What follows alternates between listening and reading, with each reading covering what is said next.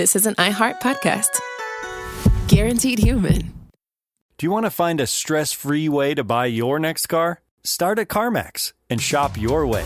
And if you want to browse with confidence, get pre-qualified online with no impact on your credit score and shop cars within your budget. From luxury cars to family rides, CarMax has options for almost every price range, including more than 25,000 cars priced under $25,000. So, hey, want to get started? Just head to CarMax.com for details and get pre-qualified today. Want to drive? CarMax. There's a fire inside you can't ignore. Stand still? Not a chance. You're a lifelong learner who's come this far. Now, we're here to help you keep going further. Capella University. What can't you do? Visit capella.edu to learn more. Support for the show comes from Public, the investing platform for those who take it seriously. On Public, you can build a multi-asset portfolio of stocks, bonds, options, crypto, and now generated assets, which allow you to turn any idea into an investable index with AI. It all starts with your prompt. From renewable energy companies with high free cash flow to semiconductor suppliers growing revenue over 20% year over year, you can literally type any prompt and put the AI to work. It screens thousands of stocks, builds a one-of-a-kind index, and lets you backtest it against the S&P 500. Then you can invest in a few clicks. Generated assets are like ETFs with infinite possibilities, completely customizable and based on your thesis, not someone else's. Go to public.com/podcast and earn an uncapped 1% bonus when you transfer your portfolio. That's public.com/podcast. Paid for by Public Investing. Brokerage services by Open to the Public Investing Inc. Member FINRA and SIPC. Advisory services by Public Advisors LLC, SEC registered advisor. Generated assets is an interactive analysis tool. Output is for informational purposes only and is not an investment recommendation or advice. Complete disclosures available at public.com/disclosures. Kids, pets, life, your sofa sees it all. But with a washable sofa, stains don't stand a chance. All of our sofa collections come with fully machine washable covers and cushions, making cleanup effortless. Liquid and stain-resistant fabrics provide extra protection against everyday messes. Plus, with modular designs, you can rearrange your sofa however you like. Perfect for growing families and changing spaces. Starting at just $699, it's time to upgrade to a stress-free, mess-proof sofa. Visit washablesofas.com today and save. Offers are subject to change and certain restrictions may apply. Cool Zone Media. Hey everybody, Robert Evans here, and I wanted to let you know this is a compilation episode. So every episode of the week that just happened is here in one convenient and with somewhat less ads package for you to listen to in a long stretch if you want. If you've been listening to the episodes every day this week, there's going to be nothing new here for you, but you can make your own decisions. Garrison takes a puff of their clove cigarette as slow jazz plays in the background.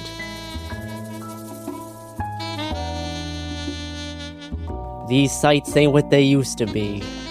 I've been digging into liberal conspiracy. Theories, that is. They're all the rage, where the sky is blue and the book is face. These lebs think old Donnie J's close call in Pennsylvania was a false flag. That the South African Musk stole the election, and that the Park Service has gone rogue, waging an insurgent information warfare against this corrupt administration, sending out coded messages on social media. It's called BlueAnon Doll, and it's been making me blue. This is It Could Happen Here. I'm Garrison Davis. I'm joined by Mia Wong for our BlueAnon episode. Finally. I never thought I would be nostalgic for the days where I was arguing with ISIS on Twitter, but increasingly, I am looking back at that as the golden age of the internet. We were merely dealing. No, it's only gotten more stupid with right-wing terrorist organizations. It's only going to get more stupid from here. Oh yeah, no, this is the least stupid it's going to be for at least 50 years. And this is the thing that I realized while doing my research for this BlueAnon episode, is that usually conspiracy research is kind of fun. I have a good time looking into conspiracy theories. I like going to conspiracy conventions. I get joy out of this. Almost no joy looking into liberal conspiracy theories. Really boring and kind of sad. So that's the intro for this episode. Garrison, can I interest you in some of the bespoke shit? None of this 2024 election stolen. Can I interest you in some 2004 Iowa vote total stealing. Oh, yeah, shit. absolutely. We'll get to that. Sounds so much better. We'll get to that in our than last this. section. Because, yeah, there has been liberal election denial in the past, not at the same, I think, scale it exists at now. But yes, it certainly has existed before. And, you know, for a while, conspiracy theories were like a bipartisan, or at least like a bi-directional political pastime. Like old conspiracy magazines were not as partisan as conspiracy theories seem today. Think of like, you know, JFK. Everyone gets to have fun with JFK. Except for me. I don't have any fun with that. And conspiracy culture used to like cross over between hippie environmentalism, anti-Semitism, anti-corporatism, anti-authoritarianism. All these things exist both on the far right and the far left. There was a lot of meshing between different polarities of conspiracy theory. And I think politics on the fringe are slightly more susceptible to conspiratorial thinking. And if you spend any amount of time in, like, you know, the communist left, you'll see that they have their fair share of conspiracy theories. Or even just a conspiratorial way of understanding the world. They all think that we work for the CIA. Yeah, stuff about the CIA and NATO, all kinds of stuff. And though, like, anti-vaccine and 9/11 trutherism were initially more liberal-aligned conspiracy theories, in the Obama years, conspiracy culture coalesced around the growing far right. Look at people like Glenn Beck and the slide of Alex Jones into the fascist right. Case in point, Obama birtherism. And all this stuff leads to Donald Trump and QAnon. As of late, liberals have had a conception that, as the more rational of the two political alignments, they were almost naturally immune to conspiratorial thinking. Meanwhile, attacks on consensus reality, fractured information streams, and any larger collective sense of what's real and what isn't started to slip away from everyone. Kirsten, yeah, your camera is flashing. They're trying to silence me. They're trying to I'm getting too close to the truth. It legitimately looked like a fucking, like, you're being taken off the air in a cyberpunk thing, like your fucking pirate radio is being taken down. No, my cat started to unplug my camera. Really funny shit. Although my cat is named Theodore Kaczynski, and Kaczynski was a CIA operative who got MKUltra. Oh, God. So you never know. The right wing's trailblazing of political unreality allowed space for liberals to dip their toes into the conspiratorial mindset again, but maybe without even realizing that's what they were doing. Exaggerations of Russiagate was one of the first Trump-era liberal experiments with conspiracy theories. The idea that Russia not only engaged in hacking and a social media disinformation campaign to influence the 2016 election, but that Donald Trump himself colluded with Russia to get himself elected and might even be a Russian asset.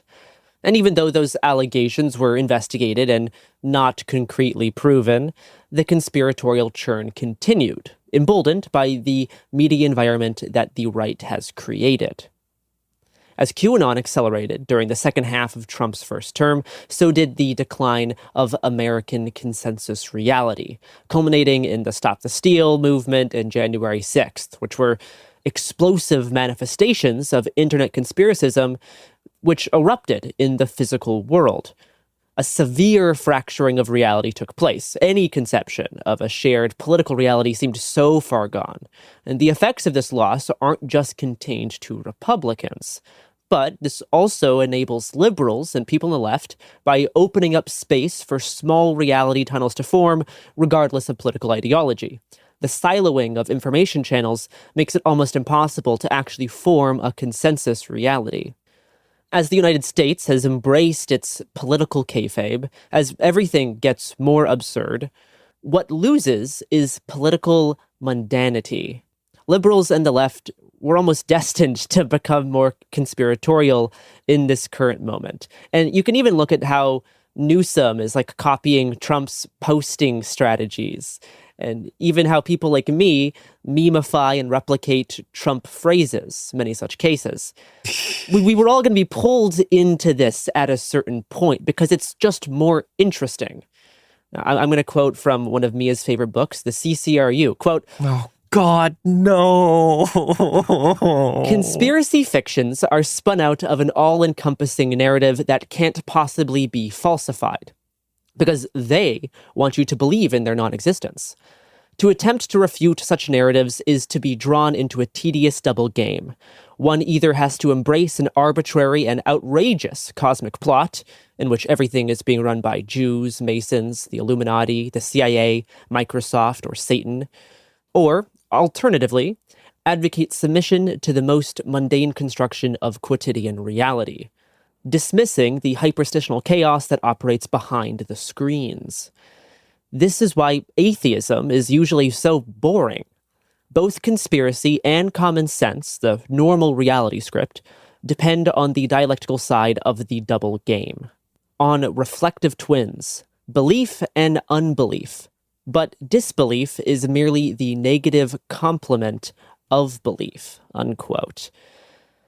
Belief is so much stronger because disbelief is so much more boring. It only exists in comparison to belief in something. I think this is why everyone has this urge to get more conspiratorial. And like Americans specifically, our whole country is based on conspiracy theory. Like the Masons are such a core part of our national identity.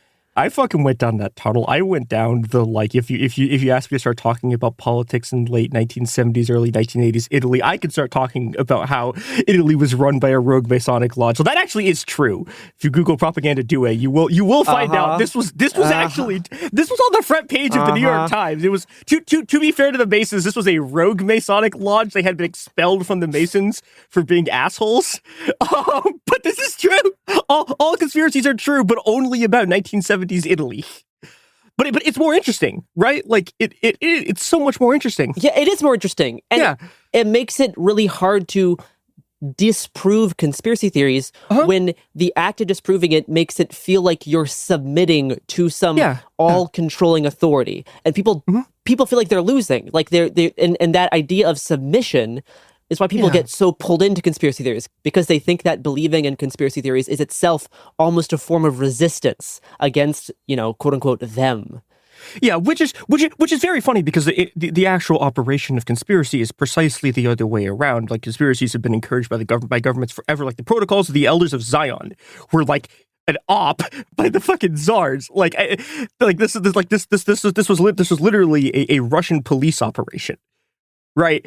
But all of these people now believe that they're like, oh, I'm like the anti-systemic person because I fell for this like anti-Semitic police operation. But it's a really powerful force. The U.S. government has intentionally stoked like UFO conspiracy theories for 80 years. Yeah, because it covers up the thing, if you want to go conspiratorial about it, is because it covers up the thing they're actually doing, which is like mundane but horrifying weapons testing shit. Like, now, the CCRU proposes that, quote-unquote, unbelief might be the way out of this cycle by building a plane of potentiality where the annihilation of judgment converges with real cosmic indeterminacy. I, myself, try to embrace an unbelief viewpoint for a lot of things, but I think that only gets you so far and might also encourage some of these same problems in a larger scale. Because America has now gotten to the point of unbelief, especially in regards to QAnon. We've outgrown the need for QAnon because everything is QAnon now. Politics are about determining who is and isn't a pedophile. Immigrants are trafficking children. Donald Trump is on the Epstein list, which both doesn't exist and was invented by Democrats. Historical events are staged. Every election was now stolen by the side who won. DHS is posting coded messages on the internet. The FBI and police are faking crime statistics. Everything Trump does is a distraction from whatever the previous thing Trump did, which itself was a distraction from whatever the previous thing Trump did, so on and so forth. This is just what American politics are now. Yeah. And while Trump's numerous connections to Epstein are long documented, and he appears in Epstein FBI investigation files, discussions around it can feel very the storm is coming. The pedo elite are always just about to be arrested and removed from office. I'd like to see old Donnie J wiggle his way out of this jam. The logic of QAnon has perforated almost every aspect of American politics. On Blue Sky, there is this conspiratorial mantra gaining traction among liberals. Quote, "He wasn't shot, he didn't win, he's on the list." Don't like that. Oh, no. That's what they believe. Do you know what isn't a conspiracy theory, Mia? That advertisement is designed to drive consumer demand to replenish capitalism by replacing your desire. That's not a conspiracy theory. That's just the good old truth. Ooh. Listen to these ads.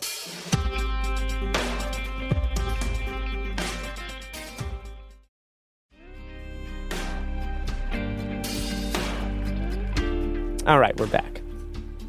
As QAnon itself became a uber conspiracy theory over time, linking together a large collection of historical and contemporary conspiracy theories into one overarching story, BlueAnon does not just refer to a single conspiracy theory, but rather is a label that can be applied to a general assortment of theories or conspiratorial thinking held by contemporary liberals and democratic voters.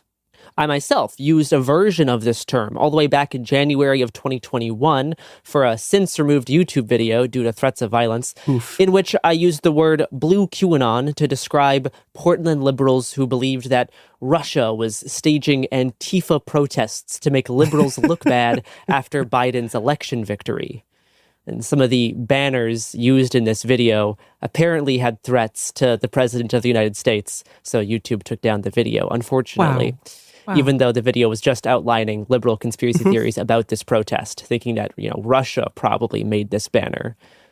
The censorship regime continues apace. Around this time, 2021, the term BlueAnon was mostly used to refer to Trump-Russia conspiracy theories.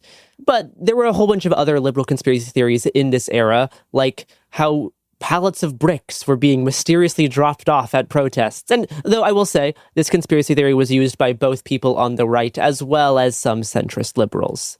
Yeah, and I think this is actually, you were talking about how there's this like QAnon, like this sort of moment of break with consensus reality. And I think the 2020 uprising was one of the single most important events in this entire process. Massively so. Yeah, because the 2020 uprising was a systemic challenge to both the liberal and the Republican establishment, right? Because if its central premise is true, that the United States is a structurally racist state, right, that is based on the oppression of Black people, then you can't continue to maintain the state.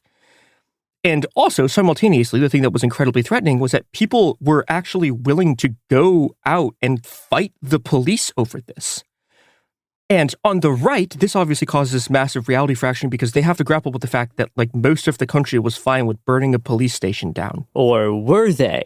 Right, yeah. This is like, oh no, this whole thing was actually like a plan by like Antifa Democrats and like Pritzker's billionaire, like the Jewish billionaire, Soros Jewish billionaires. It was actually the Boogaloo Boys who planned the whole thing and burned down the 3rd precinct. Yeah, and this is a very, very this became the liberal main line on the burning of the 3rd precinct, was that it was a false flag by like the Boogaloo Boy. People don't remember the Boogaloo Boys. Far-right Boogaloo Boys. Yeah, it was like they were like this very, very weird race war fascist. Trying to encourage a new civil war. Yeah, civil war, weird fascist group. But like that became the liberal main line because they had to find a way to explain the fact that the people who were, like a lot of people who were nominally supposed to be their base decided instead of doing their sort of just like vote for the president and like vote for the Democratic president and like nonviolently and passively do nothing, people went and fought the police for most of a year.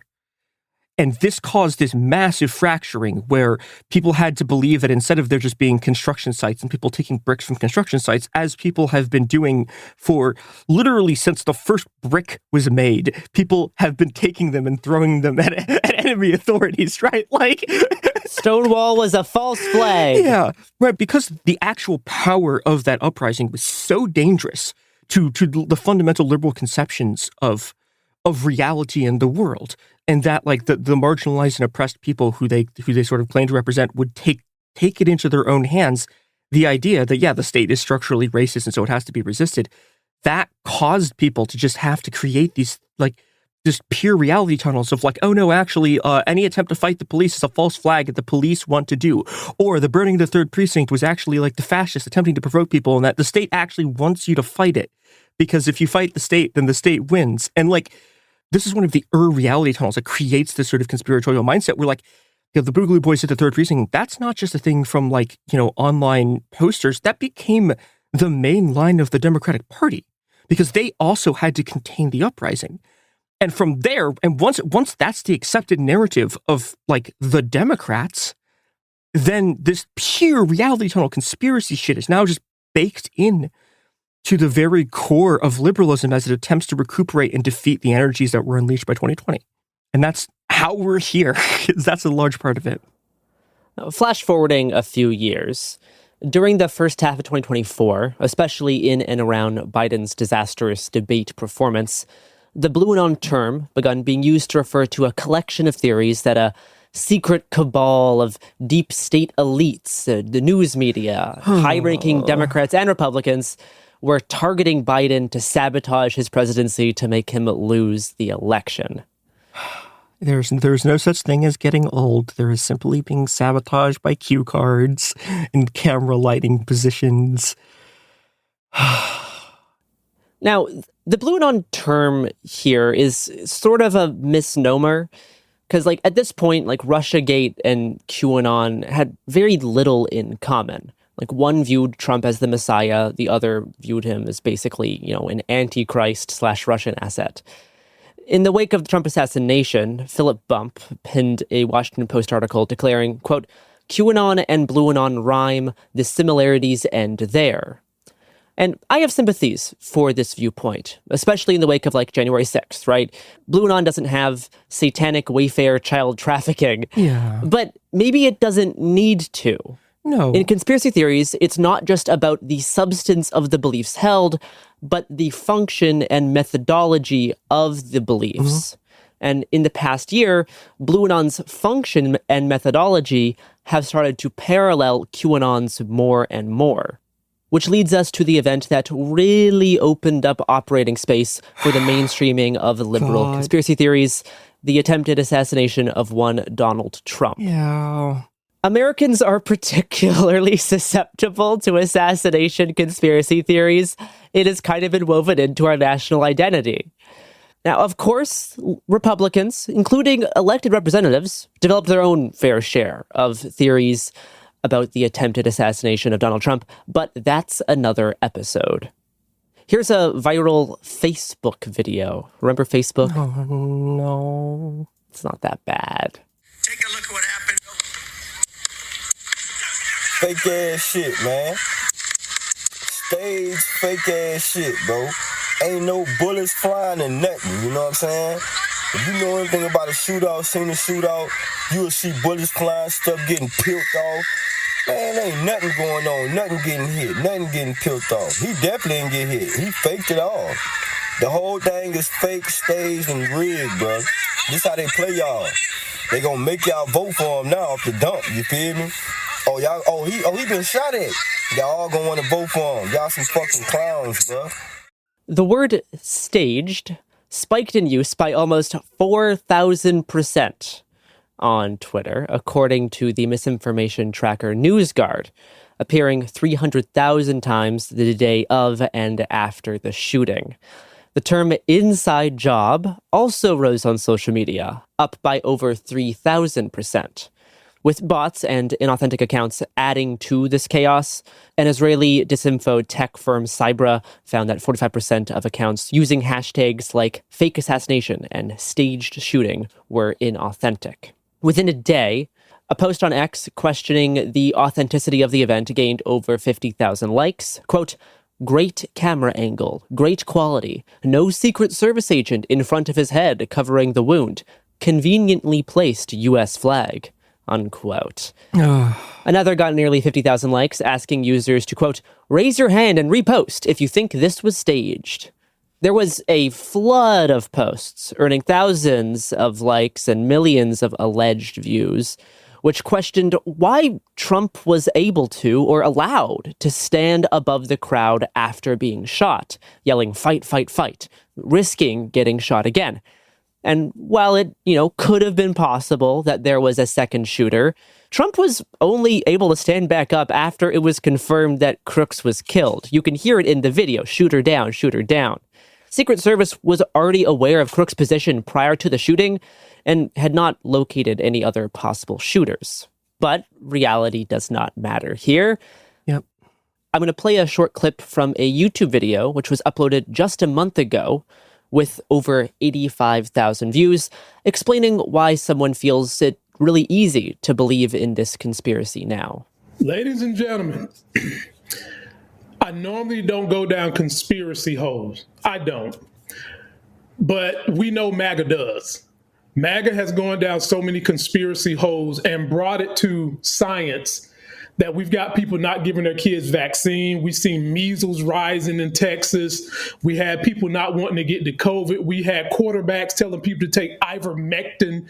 We had people saying take fucking horse tranquilizers to get rid of COVID. And so now I think I've earned the opportunity to go down a rabbit hole. This video was someone who was right there at the Trump rally, and they're contending that this whole thing is made up, which a lot of us felt like it was anyway, because we do know that Trump, he's not afraid to fool around in, shall we say, reality or entertainment TV. We know he's not afraid to do that. And I'll show you an example of that in a minute. What example do you think he's going to show? It's a WWE thing. It is the WWE thing. I remember there was so much WWE like tie-in shit with this. We'll get to that in a sec, but I find this explanation of why this person feels almost allowed to believe a conspiracy theory is now super interesting. It is specifically because the right has been so willing to embrace conspiracism that now it feels like it's fair game for liberals to do it as well. And this guy is just almost acknowledging this fact. He's kind of like working his way to my entire thesis here, without realizing it. Also, this guy's sponsored by an AI company just to make this absolutely perfect. Great stuff happening in the sphere of our political discourse. We love to see it. But yes, based on the blood smeared across Trump's face after he went on the ground, people postulated that Trump was hiding a razor blade in his sleeve, WWE style, to purposefully cut his face to make it look like he was shot. Yeah, Donald Trump bladed himself. What are we doing here? So should we believe that faking getting shot is beyond them? Why would we believe that when this is still Trump that once was trained by the WWE?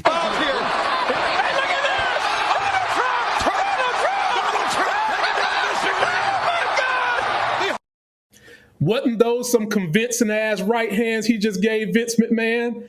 No! Those were the least convincing right hands I've ever seen! And I have watched Hulk Hogan throw a punch! Good enough for me. Oh. You know what? I think we've solved this whole assassination thing right here. So I'll be like, this stuff doesn't even warrant debunking. Debunking is useless, right? Yeah. All of these conspiracy theories rest on the fact that rally attendees were hospitalized with gunshot wounds and 2 people died as a sacrifice to sell this event. And that the Biden-era Secret Service helped facilitate this whole operation. I watched YouTube videos explaining that even if bullets were fired and people at the rally were hit and killed, though just not Trump, the actual footage of the shooting is actually AI, because the number of targets hit don't match the number of shots heard in the video, and people in the crowd suddenly disappear once shots are fired, as in people get down low on the ground to avoid getting hit. Mm-hmm. As for the number of shots hit versus shots fired, these videos seem to not realize that bullets travel through objects, like, say, Donald Trump's ear. That being the point of a bullet. Also, this was actually Trump loyalist police firing into the crowd as a part of this stage operation, not Thomas Crooks. Mm-hmm. After the shooting, a political advisor to Democratic donor and LinkedIn founder Reid Hoffman, named Dimitri Melhorn, sent an email proposing that the shooting may have been, quote, encouraged and maybe even staged so Trump could get the photos and benefit from the backlash, unquote. The next day, Melhorn regretted and apologized for sending the email. And think about it. While one person was lined up perfectly to get the now historic photo, think of how many other professional photographers at the rally weren't so lucky. There's not just one photographer at the event. There's lots. And yeah, one person got a really compelling shot. It's a campaign event. There's paid photographers there. This is what a campaign event is. Oh my God, there was a flag that was staged because it was a campaign event. I'm going insane. This stuff. According to a poll from Morning Consult, roughly 1 in 5 voters said that they found it credible that the shooting was staged and not intended to kill Trump, including 1/3 of, at the time, Biden supporters. 33% of Biden supporters. And 12% of those who back Trump, which is really funny to me. That's actually really funny. It was an inside job. Good job, guys. Good job. The mega Trump assassination truthers. The majority of voters, though, 62%, said that the unsubstantiated notion is not credible. A statement I've seen from both the conspiratorial left and the right is that we know all about, say, Luigi Mangione or this latest school shooter, but still know nothing about the Trump assassination. And this just isn't true. We actually know a lot about Thomas Crooks now. Just because you haven't read about it doesn't mean that we don't know. I'll link to a recent New York Times article looking into his online footprint. We know a lot about this guy. Yep. But based on the conception that this failed assassination attempt would, in the end, help Trump get elected, some people chose to just reject the event entirely. And yeah, it was surreal, a warped manifestation of millions of people's dream. And when things happen that challenge expectations or are just plain weird, some people reject that reality and substitute their own alternate realities, which make more sense to them. If a near-miss event like this would help Trump, then it must be Trump's doing. Do you know what Trump has no control over? It's so not true that he doesn't have control of these products and services. We have been reporting on this increasingly. The tariffs aren't real, Mia. I won't believe the tariffs until I see them with my own 2 eyes. I'm going to walk you to the port of LA. We're gonna go look at the tariffs together. To my inside sources. Here's some ads.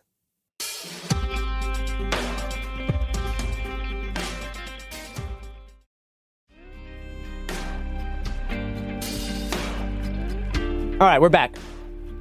You can't talk about liberal conspiracy theories without the most blatant example of some libs taking a page right out of the MAGA playbook, 2024 election denial. Yeah, God. Another instance of Trump and QAnon trailblazing something that used to be on the political fringe and normalizing it as acceptable political discourse. Early on, after Trump was declared the projected winner, liberals questioned why there were seemingly 20 million missing Democratic votes from the expected 2024 totals, pointing to the higher numbers in 2020, seemingly forgetting that vote totals were still being counted. And in the end, there were only 3 million fewer votes this election, which is extremely reasonable for an election. According to NewsGuard, by Wednesday morning after the election, Trump cheated was trending on Twitter with nearly 100,000 mentions since midnight. I'll read a few of these viral tweets. Quote, "I hold a master's degree in political science. Oh, no. I don't yet understand these results, and I don't pretend to. I'm not into conspiracy, but I'd like to know. Did millions across Pennsylvania, Wisconsin, and Michigan really split their vote? Did millions of Democratic voters really stay home?" And the answer is yes. Yes. Yes, they did. That is what happened. You figured it out. People did split their vote. And yeah, lots of people were not compelled to vote for Harris and stayed home. Congratulations. You stumbled across reality. Another person remarked, quote, "I hold a master's." Again, I love all these people prefacing this by saying that they have degrees. And I want to say two things about the degree thing. One, 80% of the time when someone starts doing one of these things, you can go back and find different degrees they've presented. Two, I have been around people who get master's degrees in political science. We are not talking about the cream of the intellectual crop here. Like, this is a discipline that is like economics for people who like, or even worse at the chain rule than economists. Like, what are we doing here? Ugh. Quote, I hold a master's in political science with a minor in statistics, and I can't make sense of this. Human nature had to completely upend itself for this to happen. Swing states voting straight blue down the ballot, except for the top? Nah, that's not what people do. And yet, it is what happened. Average political science analysis. This is hinged for them. So, very quickly, liberals demanded recounts and court challenges, begging that Kamala Harris take this to court, with misinformation spreading that she was planning said court challenges. Others alleged that Elon Musk hacked voting machines. According to a report from the University of Washington, over a 5-day period, there were hundreds of thousands of tweets and retweets about how Elon Musk, working with Trump and sometimes with Putin, used Starlink satellites to steal the election, perhaps by intercepting, then changing vote totals through the internet, despite most voting machines not being connected to the internet. No. And the actual thing that he did was like going to places and saying, I'll give you $1 million if you vote for this election. One of you will win. Like, that's like the actual thing that he did, which is so blatantly obvious. And like basic like ground game targeting in swing states. Like, yeah, they mobilized a shit ton of money. Quote, I'm hearing today that Elon's software Starship is the software that handled all the swing state ballots. If indeed this is true, this is clearly a conflict of interest and another reason why swing states need investigations. Well, good news. This isn't indeed true. You made this up. This is fake. It's not just Twitter, though. On Meta's Twitter alternative, Threads, there was a hotbed of election denial, with posts like this spreading on the platform and beyond to places like Reddit. Quote, Trump cheats at everything in life. Putin interfered in the past 3 elections. Musk and Trump talked to Putin a lot. Musk's Starlink uploaded votes in swing states. Swing state voters went Dem down ballot, but Trump at the top? Unlikely. Starlink satellites exploding, destroying evidence, unquote. This is referencing a conspiracy theory from the time that, based on an event on November 10th, where a Starlink satellite re-entered orbit and blew up, as Elon Musk's technology is known to do, this was itself proof that he was blowing up his satellites on purpose to conceal evidence that Starlink was used to alter election results. SpaceX regularly retires satellites, which then slowly fall to Earth and blow up. This is ordinary practice. Yeah. This particular satellite, which exploded on November 10th, was decommissioned back in August. This has nothing to do with the election. Yeah. Still, there were viral tweets calling for a quote-unquote forensic investigation, and accounts like BlueAnon News, an account pretending to be affiliated with the hacker group Anonymous, which is a real vector point of left-wing conspiratorial thinking. I'm going to put a note here that says that the history and relationship of BlueAnon News is very complicated. This is not our definitive statement on it. Please don't get mad at us. It's a fucking mess. It's a fucking mess. That's what I'm going to say about it. That guy sucks shit. They've been spreading a lot of election misinformation news, especially in November. Quote, some strange statements from Trump and Elon have fueled doubts about election integrity. You can just change one line of code, Elon stated, about the code on electronic voting machines. I don't need more votes. I already have votes, Trump stated repeatedly. So why not take a look, unquote. This alleged quote from Elon cannot be sourced at all. The full version of it is, quote, if you want to steal an election, all you have to do is change one line of code, unquote. I have tried so hard to find the original source for this quote. I cannot. It is just liberals saying Elon said this. It may have been something he said. I cannot find it. Even if it is something he said, it's not evidence that he stole the election. No. At all. He does this. Like, there's a whole conspiracy on the left that thinks that Elon Musk was behind the coup in Bolivia, which was like something that was accepted by Evo back when he was in the NIS, like in Bolivia, because it was like politically convenient for everyone involved to believe that like Elon Musk did this coup in Bolivia over like lithium prices, when the actual reality was it was done by a bunch of Bolivian agro barons. But people just believe this shit, and Elon will just play into it, even like because I don't. He probably didn't say that, but like even if he did, like he did say the shit that he did the coup in Bolivia, but like he didn't. He objectively didn't. That's LOL. just not true. LOL XD. Like okay, I'm not going to get into the price history of lithium here and how there was a fucking market glut at that point, which is the exact opposite thing you would want there to be if you were trying to steal lithium. Like, it's nonsense. So people just believe this shit because it fits their version of reality, and the right is really happy to sort of play into this because they just play around with conspiracies. And this line from Trump is just bragging about having a lot of projected votes already. That's all it is. Yeah. The day before Inauguration Day, people alleged that Trump may have accidentally admitted to stealing the election in one of his speeches. Oh my fucking God. Let's take a look. Trump just told on himself. He just credited Elon Musk's knowledge of how voting machines work for his victory in Pennsylvania. He said this during his victory rally in Washington, D.C. the night before the alleged inauguration. Let's listen to the audio. And then he journeyed to Pennsylvania, where he spent like a month and a half campaigning for me in Pennsylvania. And he's a popular guy, and he was very effective. And he knows those computers better than anybody, all those computers, those vote counting computers. And we ended up winning Pennsylvania like in a landslide. So it was pretty good. It was pretty good. So thank you to Elon. That is from a very popular TikToker. This particular video has 20,000 likes. I can't even find how many views it has.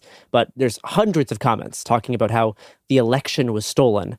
The same video was spread by people like friend of the pod, Brooklyn Dad Defiant. Oh, God, fucking, okay.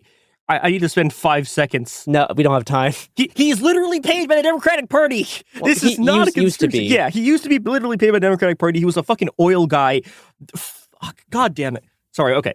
He said, quote, "Is that a fucking confession?" No. 23,000 likes. No, it's not. And no, this line from Trump gets referenced a lot in liberal stolen election theories. Trump is not saying he won because Elon knows vote counting computers. Those two statements can be separate statements that are just right next to each other. Mm-hmm. Or it could be easily interpreted as saying that Elon Musk's computer knowledge helped prevent fraud, ensuring that if Dems tried to steal the election again, Elon would have caught them, as 2020 Republican election denial focused heavily on voting machines. In terms of numbers on how many Democrats don't think the election was legitimate, we do have some statistics. In 2020, 88% of Democrats thought the election was legitimate and accurate. In 2024, it was only 63%, with 9% saying it was the result of illegal voting or election rigging, and 29% saying they don't know if it was legitimate or accurate. Of course, the Republicans found this election was extremely legitimate as compared to the last one, in which a majority of Republicans thought it was the result of illegal voting or election rigging. But still, 29% of Democrats in 2024 not knowing if the election is accurate, pretty damaging. And obviously, a lack of trust in election systems is an extremely damaging thing to the functioning of democracy. The reason why I decided to finally do this episode after pulling little research bits over the course of the past year is a tweet from August 20th. Quote, "Two whistleblowers have now confirmed that the NSA conducted an election audit and Harris was the winner. Don't fucking ignore this." 146,000 likes, almost 30,000 retweets, 5.5 million quote-unquote views. This went super viral. One of the biggest instances I've seen in recent election denial. This viral tweet links to a Substack with over 51,000 subscribers and 3 million views. The focus of the blog is showing how Kamala Harris really won the 2024 election. The recent posts cover how a former CIA operative has confirmed that based on an NSA audit of the 2024 election, Kamala actually won. This was a, quote, "covert, compartmentalized, forensic audit," unquote. It's literally just Stop the Steal. They did the same thing. It was completed in December 2024, and based on the findings, the NSA and CIA recommended a hand recount. But the recount was unable to take place before the January 6th election certification, And since then, the findings of the audit proving a Kamala victory have been covered up by Tulsi Gabbard and the Trump administration. This blog claims the election was stolen by hijacking voting machines and, quote, illegally copied software, decades of vulnerabilities, and the installation of a backdoor through a last-minute change order right before the election, unquote. Now, there's a few problems with this theory. The first of which being that the NSA doesn't audit elections. No! What? This Substacker also operates a still growing TikTok account. To prevent being suppressed for misinformation, the user talks in coded phrases, calling elections baking contests. State election results are either red cakes or blue cakes. Votes are ingredients. Christ. In her most popular video, with about 75,000 views, she claims that Trump isn't giving red swing states FEMA aid because he knows that these states actually voted for Kamala Harris, and so Trump is punishing them by withholding aid. This is her second most popular video, with 50,000 views, talking about North Carolina and how Elon Musk and Peter Thiel worked together to alter election results. Hey y'all, quick update on the baking contest in North Kakalaki, and the cake is in fact blue. We were able to identify about 197,000 ingredients that were swapped out by the space baker. So he and his friend, whose name rhymes with Seal, have been up to some interesting things when it comes to these baking contests. So the surveillance seal and the space baker doing some interesting baking. So we need you to let your media friends know and let all the people know. We're going to do an email campaign next week because that seems to be how we get this done. We do have avenues to undo this unholy mess, and just hold on to your hope. Run over to my friends at the ATE and of course the Common Coalition. Check out the report. We have more to report on all of the baking contests that we're working on. We're still digging. We got more to go, and blue skies ahead, y'all. There's something specifically uniquely horrifying about the way that, like, just the sort of TikTok language of sewer side or whatever, like, that people say, like, that kind of shit. This stuff just makes me really sad. No, it's so... Like, I can't have fun with this anymore. God damn it. The same thing when I was watching some of the Trump assassination videos, when I realized this is just from people who are unwell. And I can't even have fun with this. And that is also the case with a lot of QAnon stuff. You should be really careful about how much joy you take in the suffering of people and people displaying their suffering on the internet by engaging in this stuff. But yeah, this stuff's just really sad. Like, in other videos, she's pleading with her followers to contact their state governors to convince them to change all the voting machines because they've been compromised. And I'll play one more video before we close the episode. This has over 32,000 views. She talks about Trump using tariffs as leverage to get countries to sign deals with Elon Musk's Starlink satellites, which will then be used to control elections worldwide. And the only way to stop this is to impeach Trump and put Kamala in the White House, since she is the rightful winner of the 2024 election.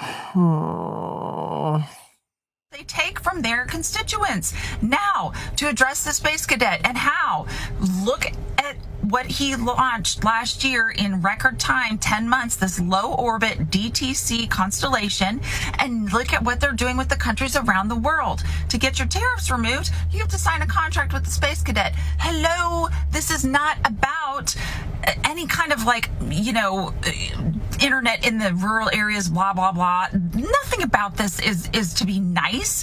No, it is to control future contests. The U.S. was not the end game. It was the litmus test. So we can get out of this. We have constitutional avenues to get out of this situation, but we need Congress to act, and Congress won't act until the American people know what happened. And they're not going to know what happened until our influencers and our media handle the situation. So, Rachel Maddow, please, Lawrence, Midas Touch. For heaven's sake, Midas Touch. You guys, 4 million people. You could be blasting this out and letting the American people know what happened. Do your jobs, please, so we can get the rightful people in the house that they belong in, the big white one. I think one of the things that makes me so insane about these is that, like, if you're actually, I guess, Garrison, you weren't around for this, but like, I've legitimately have lived through 2 attempts to steal an election, right? Like, there was 2000, which the Republicans just stole. And then, yeah, Donald Trump did try to steal the election in 2020, but he did it by having people try to form mobs outside of polling places, and then, like, his supporters did January 6th. That's a real thing. But the thing about these conspiracies is like, they devour reality.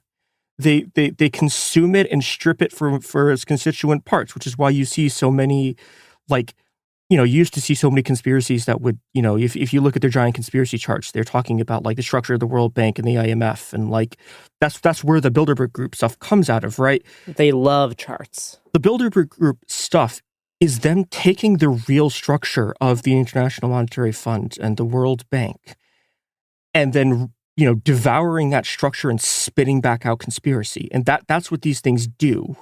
They take real things that happen in the world and just devour them and turn them into just nothing.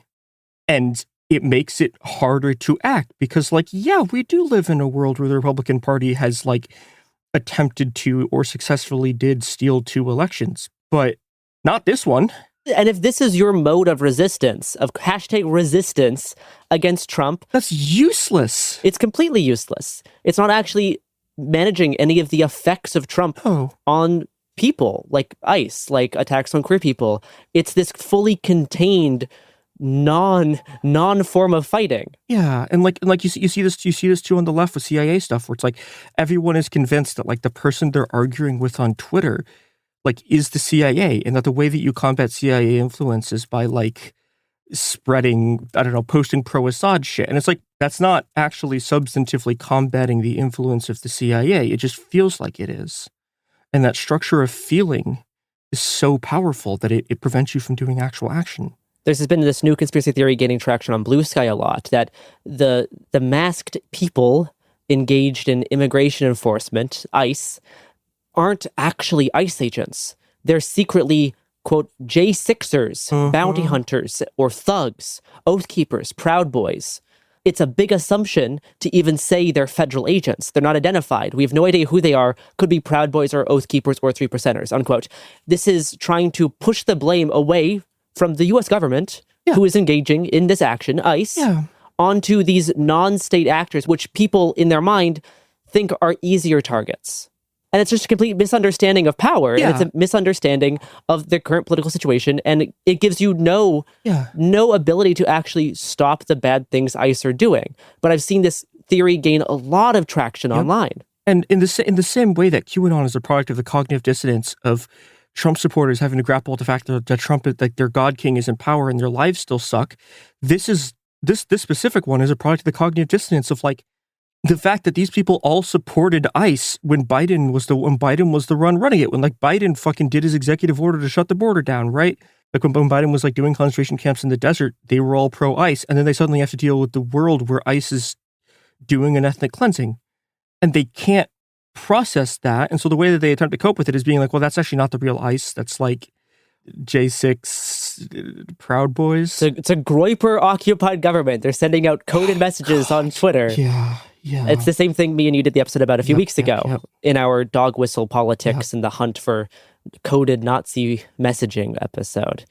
But yeah, and though some Democratic voters are engaging in election denial, I think one key difference from 2020 Republican election denial is that liberal election officials have, as of yet, not been willing to participate in this rhetoric openly or pursue these baseless fraud accusations. This is still one difference, but I think it's a ticking clock. I think it's only a matter of time, especially once we see the midterms, that people running for office, Democrats, might start embracing some kind of wing nutty stuff, the same way Marjorie Taylor Greene Trojan horsed wing nutty politics into Congress, and now we see a whole bunch of other representatives being able to engage in conspiratorial thought on the right. There's going to be a few instances of this, I think, in the next midterm election for Democrats. It's something to keep an eye out for, because I think it's only a matter of time. Like what I mentioned in that CCRU quote, mundane reality is going to lose because this stuff is just more interesting.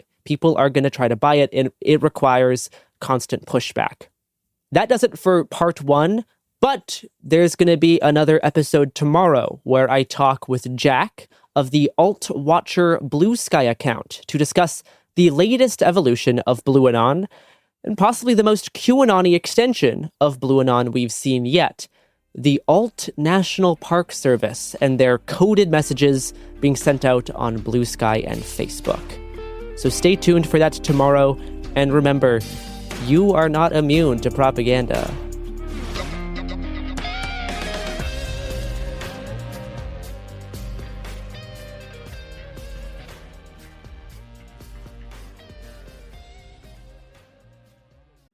Let's talk about modern home shopping. It's sort of become a fun side hobby, right? Scrolling listings at night, dreaming about kitchens you've never seen, or backyards you haven't even stepped foot in, all from the comfort of pretty much anywhere.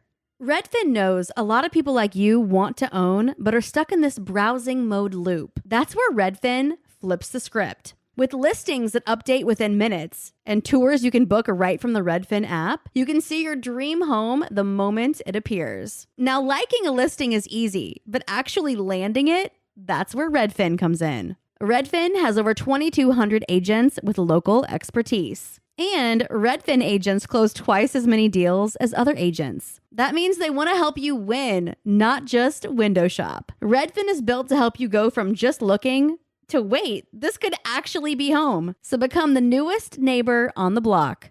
Visit redfin.com to start finding and start owning. That's redfin.com.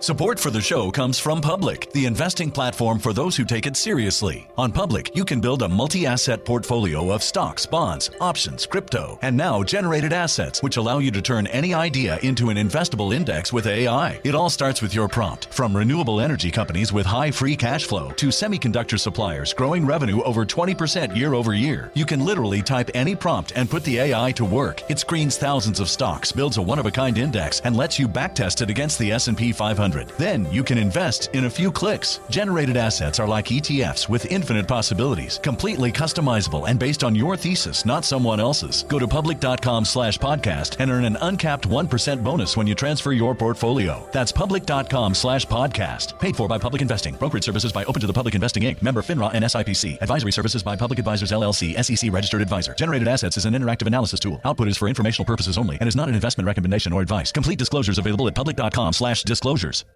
Tired of spills and stains on your sofa? Wash away your worries with Anabay. Anabay is the only designer sofa that's machine washable inside and out, starting at just $699. Plus, Anabay sofas are pet-friendly, stain-resistant, and feature changeable slip covers and modular pieces. Get up to 60% off site-wide with a 30-day money-back guarantee. Visit washablesofas.com to get yours now. That's washablesofas.com. Offers are subject to change, and certain restrictions may apply. Flag football is exploding, and iFlag is leading the way. As the Guinness World Record holder, iFlag hosts premier flag football tournaments nationwide for boys, girls, high school girls, and adults. From first-time players to elite competitors, iFlag delivers top-level competition, unforgettable experiences, and a community built around the game. Ready to be part of it? Join the movement. Find your tournament and learn more at iflag.org. That's iflag.org.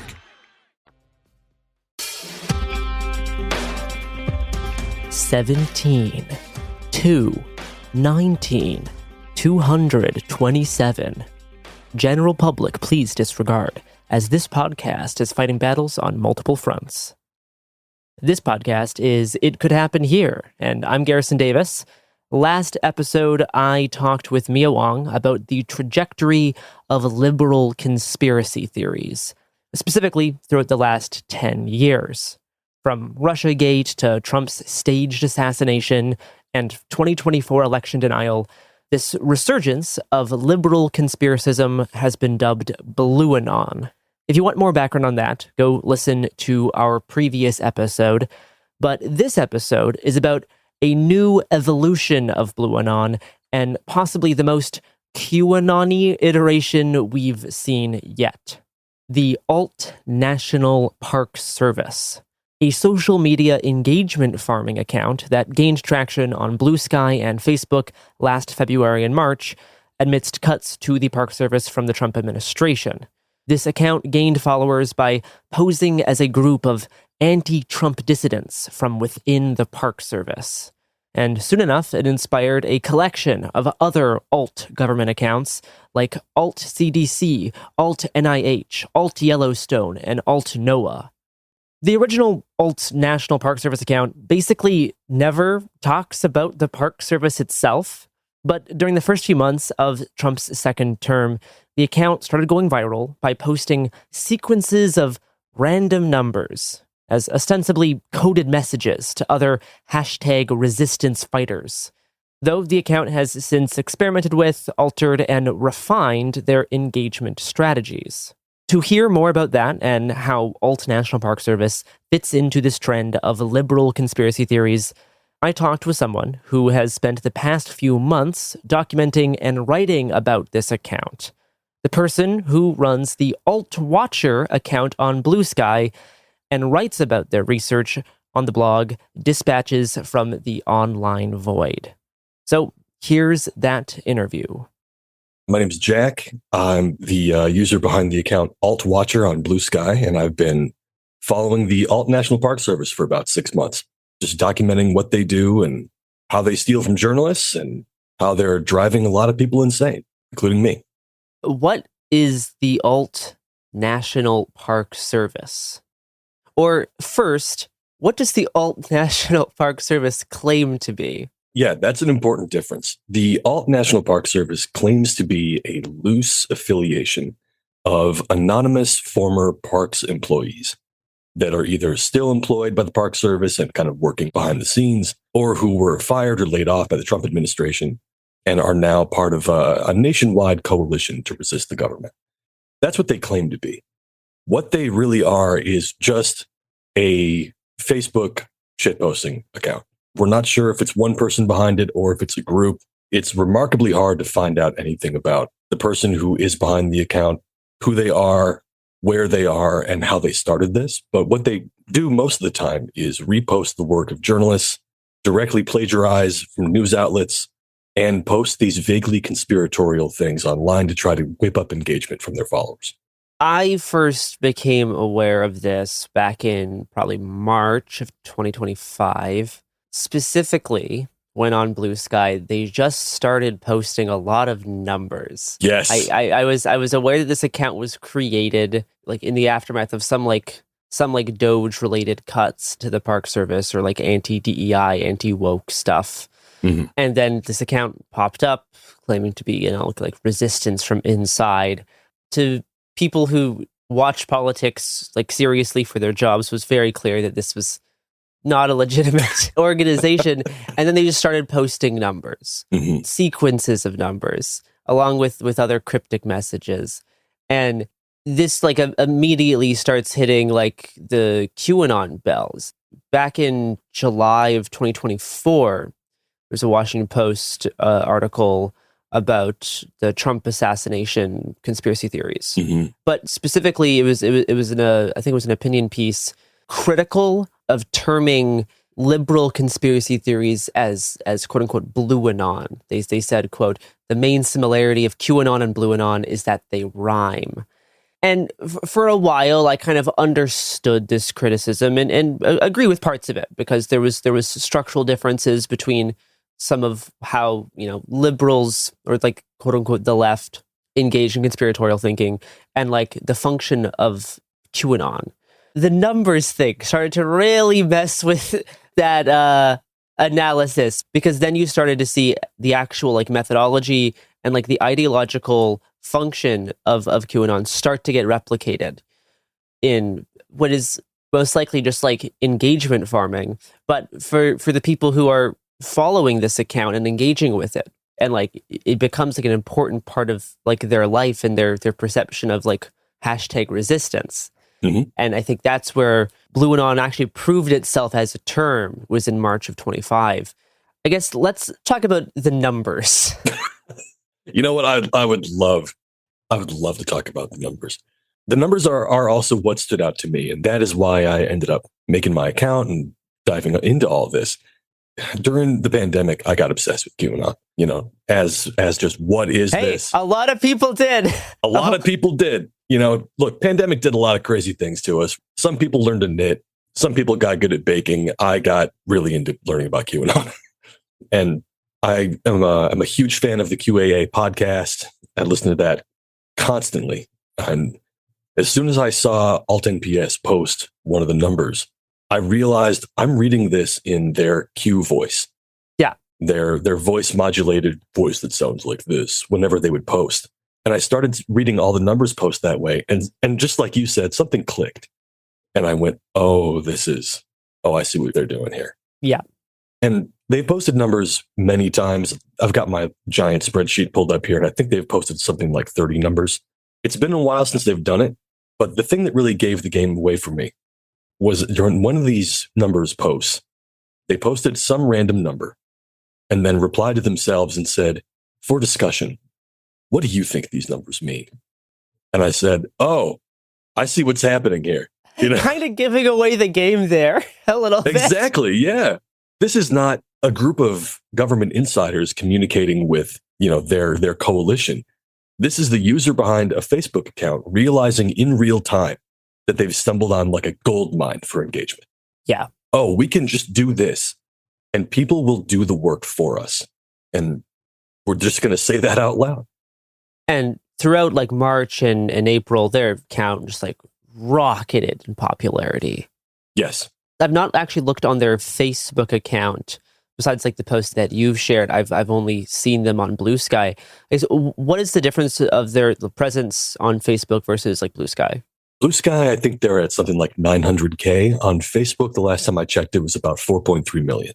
Jeez. Yeah, they are a massive presence on Facebook. And they've been monetizing their posts recently. There have been sponsored content on Facebook leading to their page. This is where I think one of the differences from like how QAnon functioned and Alt National Park Service, because, Q was not monetizing posts on the chance. No. That's like... I would have loved to see him try. That would be really funny.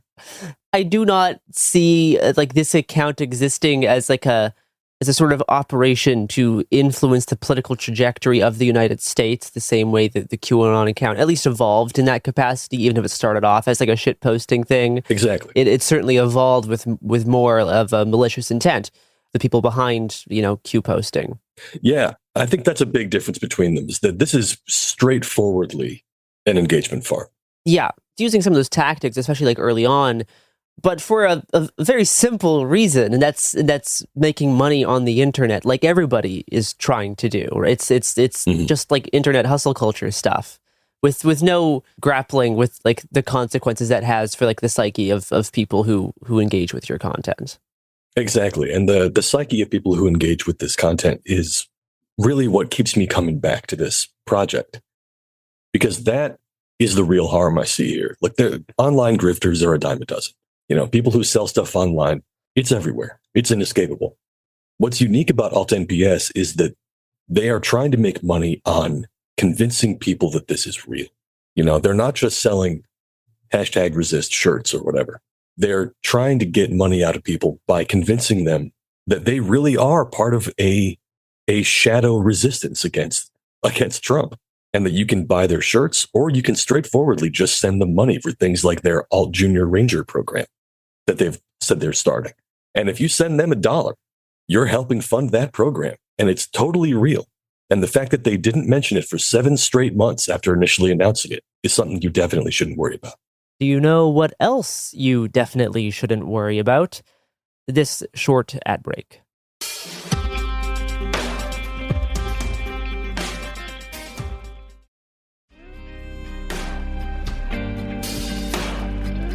So they have faced pushback for their numbers posting, but they have found a way to justify it publicly. Do you want to talk about like how they've framed the posting of just like 4 numbers, 2 numbers, and like the sort of like defense of the account that it plays?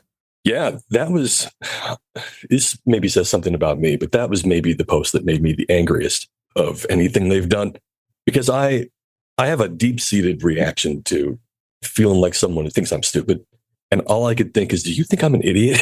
When I saw their reaction to this, because we are often criticized for the numbers we post online. We can't tell you everything.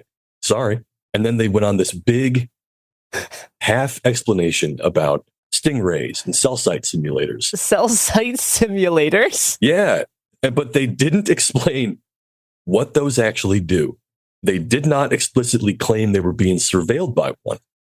And they didn't explain why the existence of stingrays and cell site simulators means that they should do all this on Facebook instead. Posting numbers does not bypass the security concerns posed by the presence of a cell site simulator. No. Because you're still posting publicly on the internet. That doesn't matter at all. Yeah. You're pulling something out of your ass that sounds technical, that's going to trick your, average boomer and maybe, 3 out of 5 Gen X people who are scrolling Facebook / Blue Sky. And that's all they need to do. But for anyone who knows what a cell site simulator is or how internet communications works, it's very, very clear that this is just completely bullshit. It's completely bullshit. Because you're right that this is all they need to do. They just need to deflect. And I think that's what stood out to me about this post in particular, is that it showed me that the person or people behind Alt NPS have a genuine level of PR skill. They have a certain level of what I think is a real skill at deflection, public relations, and being able to spin what they're saying. That's a genuine skill. It's a shame that it's being applied to this instead of, anything else. But that is a skill that they have, that they're able to deploy in defense of their conspiratorial posting. The other thing that they post in relation to the numbers is their one-time 4-word catchphrase, general public can disregard. Do you want to talk about the context of those posts? Yes, those were replies that they would make to the numbers post, usually to the numbers post, but occasionally to just some other cryptic thing they would post. They would post their number, say 44, and then they would reply to themselves saying, general public can disregard. Or they'd say, please disregard if you are a member of the general public. And there were a lot of people online who saw that and thought, oh, that must mean it's a code. It has to be real. They're engaged in some sort of secret agent spy work, and this is really important. Yeah. And I would see a lot of people push back on any criticism that the account would get for this by saying things like, it's code for a reason. Guys, they're speaking in code. Don't try to crack the code. It's not for us. This is for the coalition. And whenever anybody would say, I don't think this is real, or any of the things we've talked about why this doesn't make sense, they would instantly be accused of being a right-wing infiltrator or a troll or a MAGA spy or something like that. There can be no actual criticism of the account. There can only be infiltration. Yeah, and that does have more Q overlap, I suppose. Absolutely. I don't know. It's odd because throughout writing about all this BlueAnon stuff, as much as this stuff is a legitimate problem, which it is, it's just a symptom of a larger political problem in America, and the people engaged with it, if anything, are kind of victims as well as perpetrators. Mm-hmm. And this was the same thing with QAnon, where your average person engaged with it, as bad as it is, and some of the stuff that they might say or do, I also just feel bad for the people involved. Mm-hmm. And it's the same thing with this, as annoying as this kind of lib slop can be. The people who have to believe in something like this in order to keep going, that is kind of a tragedy in a way. And this is obviously serving some important psychological function for them. Yeah, I totally agree. And I think that sadness, I think, is what keeps me wanting to engage with this. When I look at this and I see Alt NPS trying to get people to buy their t-shirts or just farm engagement, that's not remarkable to me. That's normal. Yeah. That happens on the internet all the time. What keeps me coming back to wanting to fight this and wanting to document all this is the people I see in the replies. Yeah. The people who say that Alt NPS brings them so much hope. It's what's keeping them from falling into despair. And it's not that I want to take that away from them. It's that I don't like that their need for that is being used. Yeah, this is like a predatory mode of trying to capitalize on that. Absolutely. Yeah. The account is trying to capitalize on people's need for hope. Yeah. They need to believe that there is someone fighting for them, because in a lot of ways, it doesn't feel like anyone is. It feels like our politicians are ineffectual. Our institutions are crumbling. We need someone to be there. Ironically, we need patriots to be in control. Yeah. We need to trust the plan. There is an appeal to that. And I do understand that. I understand that these people are looking for a light in the darkness. And I really can't pretend that I'm not doing the same thing. Totally. Through my writing on this. I need something to cling to. And I can't blame anybody for feeling that way too. I mean, that's why I feel like your project, though, it comes from a much better and healthier place, because you are looking at this decline in nationwide American sanity and trying to do something about it, even if that's just a documentation, and then writing about it and trying to explain to people and help people understand where the psyche of the country is. And I think part of what makes me so interested in your project is that it reminds me a little bit of people who started studying QAnon, back in 2017, 2018. Yeah. Back when it was just this little cute small thing. And then you fast forward years later, they realize they've actually done some extremely important work documenting a phenomenon that is shaping the trajectory of our country. Mm-hmm. And I don't know if Alt National Park Service is going to evolve in the same way. But I think the slow embrace of this sort of conspiratorial thinking among decently sized chunks of the Democratic base, I think, is very notable. And work like what you're doing, I think, actually has a really important place in trying to map where our country might be headed. And yeah, in a few years, it might somehow turn out to be super important when the libs finally do their own J6. So yeah, I mean, to be honest, I would be very happy if this whole thing petered out. Sure. I would be very happy if one day the account just stops posting and there is no years-long continuation with this, like there was with something like QAnon. But I do think Alt NPS is a part of a broader ecosystem of this BlueAnon world. And I do agree with what you said earlier, that BlueAnon is a phrase that I think does get overused. Yeah. That there are some things that are just normal people, expressing their political opinions that kind of gets derided as, oh, BlueAnon, but it really is just people being normal or people being extremely online. But Alt NPS is a part of a bigger world of this sort of vaguely left-wing conspiracism. I'm seeing a lot of crossover between people who post in reply to Alt NPS and people who have this sort of mantra about Trump that he wasn't shot, he didn't win, he's on the list. And you see that exact phrase, posted over and over and over again. It's in pictures, it's in memes, it's in people's posts. And I think Alt NPS is a part of that. I think they're emblematic of that. Yeah. That you are not immune to conspiratorial thinking. We are not better than that. No, and they're facilitating, I think, that mindset. I think liberals became so susceptible to it because they had this conception that they're immune to it, that conspiracy thinking is something that only exists on the political right. Yes, that's for other people.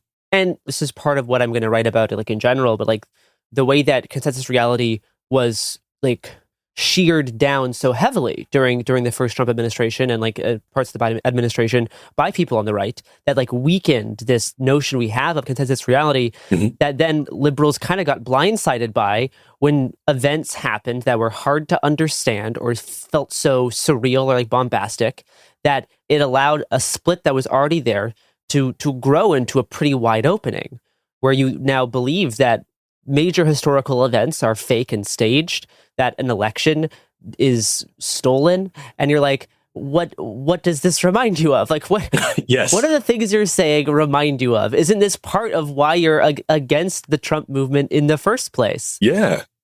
And I think God help you if you ever try and point that out. Yeah. To a lot of the people in these replies, just hey, guys, doesn't a lot of this smell a lot like QAnon? Doesn't this sound a lot like the way people talked about the 2020 election? Doesn't this smell the same way? And that is when people especially in Alt NPS's replies, will go nuclear. I've seen some incredible dog piles in response to people bringing this up. Even if it's anodyne, even if it is just, hey guys, just a reminder, I think this is something that we should, maybe I'll take with a grain of salt. People go nuts. They need to believe. It needs to be real and it needs to be unquestioned, and that there can be no good faith questioning of this idea. Do you know what else is an unquestioned truth? That we have to go on one more ad break before we return to conclude our discussion on the Alt National Park Service.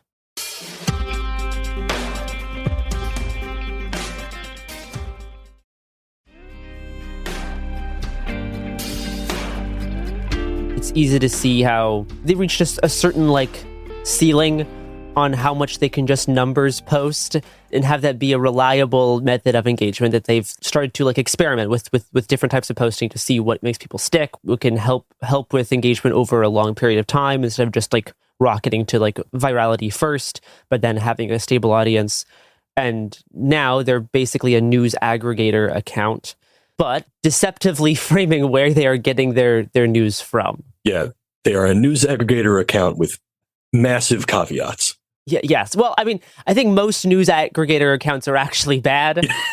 Yeah, I'd agree. This is something we saw in 2020, was how unreliable news aggregator accounts were and how much of a harm that they caused. And I see the current version of Alt National Park Service as kind of an extension of that, taken to a slightly higher level, I suppose. I'm obsessed with this. I've said that a few times, but I've documented what I think is most of the times that they have posted a news article without attribution and either just described something where they could have or should have posted a link to an actual article, or more often just copy pasting sections of an article and reposting it as though they wrote it. Those are the ones that really get me. Those are the aspects of their news aggregation where you say, this is just plagiarism. This is just you stealing verbatim from an article and acting as though you wrote it, because you want your audience to think that you are a government insider with all this inside information, and that information like that is coming first to you, not to the New York Times, not to CNN. Even though you're just posting sections of the New York Times and CNN. Yeah. I mean, they took the first, I think, 3 paragraphs of an article from Wired and did it word for word. Didn't link to Wired, didn't say where it came from, and implied that the information was being sent to the rangers of the Alt National Park Service instead of to journalists at Wired. This happens constantly, and every time I think, well, they've been posting more links lately. They've been linking directly to actual sources of information. Every time I start thinking that, they do it again. They steal another thing again. Or they've started posting to Court Watcher or directly to government documents in what I'm thinking is an attempt to dodge accusations like the one I make. Somebody in my comments described it as the don't cite Wikipedia, cite Wikipedia's reference page problem. They're reading an article from NPR, and rather than just saying, hey, we've heard this in NPR, they're going to NPR's citation of the Department of Justice and linking directly to that instead, to make it look like they're diligently watching government court records and posting them for our benefit the moment they come out, instead of just, we saw this in the Washington Post. And they've been engaging this for a few months now with this sort of behavior. Oh, yeah. They've been doing that since January, February. Yeah. They've also started claiming for a while, and then they stopped, that one of their sources that they would list at the end of their posts was an unnamed official in whatever relevant government agency they were talking about. Our sources include this newspaper, this website, and an unnamed Department of Justice official, an unnamed Department of Education official. They suddenly stopped doing that as soon as they started. There was about a week or two where that was behind about every post. Anything else you want to add about either the existence of these alt accounts or any other aspect of this world you want to mention before we close up? Yeah, I do have 2 quick ones. And the first is that among the alt accounts that you see online, the Alt National Park Service is overwhelmingly the most malicious and the most harmful. There are maybe a couple others that get a little wild, that are maybe a little conspiratorial. I think Alt NOAA has been kind of in the spotlight for that lately. But a lot of them, like Alt CDC, the Alt Forest Service, all these random little alt government agency accounts are pretty harmless. They really are just posting links to news articles or given updates on their relevant agency. Alt Forest Service mostly talks about the Forest Service. Alt CDC mostly talks about the CDC. Alt NPS basically never talks about the National Park Service. I think I can count on one hand the times that they have said anything about the parks.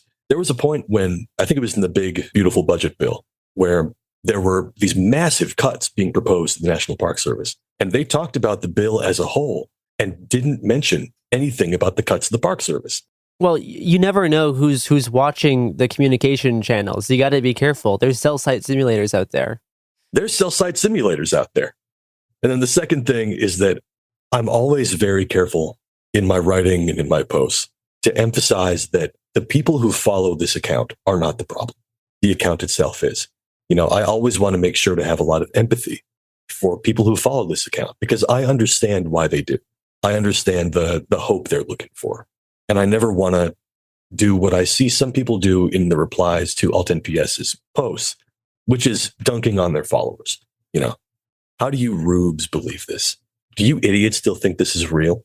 I never want to do that because that doesn't help anyone. What that does is make them dig in. It makes them double down. And so I always want to make sure to treat the followers of these accounts with respect. Treat them with empathy, talk to them like a person. Yeah. And that's how I've managed to get a few people to get out. I've managed to have people tell me that it was through my writing and other people's work on this topic that they were able to get out. They were able to disengage from this world of fake spies and code numbers. And I think that matters. I think that helps with every little bit we do. And it starts by just being nice to people, just being kind to people who are looking for hope in the world we live in. Where can people find your work both on social media and then also your writing? You can find me on Blue Sky at altwatcher.bsky.social. And I am unfortunately still on Substack at my name. It's jjoycelynch.substack.com. You can also look for Dispatches from the Online Void is the name of the blog. There should absolutely be more people reading your dispatches from the online void. This is some very, very solid work, just straightly documenting the phenomenon that we've been talking about this episode, and specifically the Alt National Park Service. Well, I really appreciate it. Yeah, it's fantastic, very non-editorialized, just showing you what's happening. Extremely well put together. Well, thanks. Thanks. That's nice of you to say. Thanks again to Jack for talking with me about Alt National Park Service. I strongly recommend people seek out his research, both on Dispatches from the Online Void and Blue Sky. Before I close this episode, I want to remind everybody that you too are not immune to propaganda. This past weekend, the internet has been abuzz with rumors and speculation that Trump died over the weekend or was actively dying, and there's been attempts to cover it up, when in fact he just went on a brief Labor Day weekend holiday. People were sharing AI-altered images to make Trump look more sickly, and were speculating about road closures around Walter Reed Medical Center, sharing a map with roads blocked off. But, in fact, there were no irregular road closures, and this map of supposed closures that was spreading online just showed old security gates. People concocted elaborate theories that Putin poisoned Trump during their last meeting, and that when the quote-unquote president was supposed to give an announcement on Tuesday afternoon, it would be Trump resigning for health reasons, or Vance would come out and announce Trump died and he is now the president. And sure enough, come Tuesday afternoon, Trump appeared perfectly normal for a press conference. Even in the lead up to the press conference, I saw people continuing these conspiracy theories with sometimes a tad of irony, but as the press conference got delayed an hour, there was more and more speculation about Trump's declining health. And yeah, he is an old man, but he's not going to drop dead this weekend. This isn't true. This is a copium strategy. And the way people have been talking about it is very similar to the liberal conspiracy theories that I've been reading about these past few weeks. And as fun as it can be to speculate about a president's health, as many people did last time we had a geriatric president, when was that? Oh, last year. But as much fun as it is, things can quickly spiral out of your conspiratorial control, even when your participation is from the safety of ironic detachment. I'll talk a little bit more about Trump's imminent death theories on this week's episode of Executive Disorder, but until then, just remember, you are not immune to propaganda.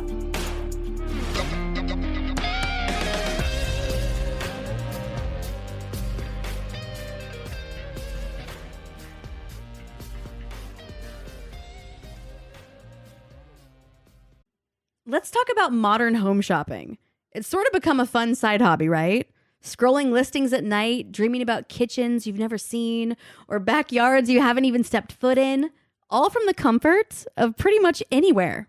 Redfin knows a lot of people like you want to own, but are stuck in this browsing mode loop. That's where Redfin flips the script. With listings that update within minutes and tours you can book right from the Redfin app, you can see your dream home the moment it appears. Now, liking a listing is easy, but actually landing it, that's where Redfin comes in. Redfin has over 2,200 agents with local expertise. And Redfin agents close twice as many deals as other agents. That means they want to help you win, not just window shop. Redfin is built to help you go from just looking to wait, this could actually be home. So become the newest neighbor on the block. Visit redfin.com to start finding and start owning. That's redfin.com. Support for the show comes from Public, the investing platform for those who take it seriously. On Public, you can build a multi-asset portfolio of stocks, bonds, options, crypto, and now generated assets, which allow you to turn any idea into an investable index with AI. It all starts with your prompt. From renewable energy companies with high free cash flow to semiconductor suppliers growing revenue over 20% year over year, you can literally type any prompt and put the AI to work. It screens thousands of stocks, builds a one-of-a-kind index, and lets you backtest it against the S&P 500. Then you can invest in a few clicks. Generated assets are like ETFs with infinite possibilities, completely customizable and based on your thesis, not someone else's. Go to public.com/podcast and earn an uncapped 1% bonus when you transfer your portfolio. That's public.com/podcast. Paid for by Public Investing. Brokerage services by Open to the Public Investing Inc. Member FINRA and SIPC. Advisory services by Public Advisors LLC, SEC registered advisor. Generated assets is an interactive analysis tool. Output is for informational purposes only and is not an investment recommendation or advice. Complete disclosures available at public.com/disclosures. Kids, pets, life, your sofa sees it all. But with a washable sofa, stains don't stand a chance. All of our sofa collections come with fully machine washable covers and cushions, making cleanup effortless. Liquid and stain-resistant fabrics provide extra protection against everyday messes. Plus, with modular designs, you can rearrange your sofa however you like. Perfect for growing families and changing spaces. Starting at just $699, it's time to upgrade to a stress-free, mess-proof sofa. Visit washablesofas.com today and save. Offers are subject to change and certain restrictions may apply. Flag football is exploding, and iFlag is leading the way. As the Guinness World Record holder, iFlag hosts premier flag football tournaments nationwide for boys, girls, high school girls, and adults. From first-time players to elite competitors, iFlag delivers top-level competition, unforgettable experiences, and a community built around the game. Ready to be part of it? Join the movement. Find your tournament and learn more at iflag.org. That's iflag.org. Welcome to It Could Happen Here, a podcast where my longtime home city of Chicago is preparing for a federal occupation. I am your host, Mia Wong, and with me to talk about what the fuck is going on, about a thing that at the end of last year, as bad as we thought this was going to be, was basically unimaginable. With me to talk about this is Raven, who's a journalist from the independent outlet Unraveled in Chicago, which does a lot of really, really excellent work on the ground, reporting on social movements in the city, reporting on the government, does a bunch of incredible work, done some really good stuff on ShotSpotter. Yeah, Raven, welcome to the show. Yeah, thank you for such a beautiful intro. Yeah, thanks for doing this. I don't know, like, I'm a really big fan of Unraveled. I think most of the newspapers in Chicago are just weird right-wing rags, and getting actual good news out of the city is kind of difficult because it's like yeah, we have a good number now of like digital indie outlets in the city, but once you get outside of Cook County, especially you know, the Chicago metro area is huge, and like it's all like pink slime garbage, like everything's been bought out. They don't have like real reporters anymore.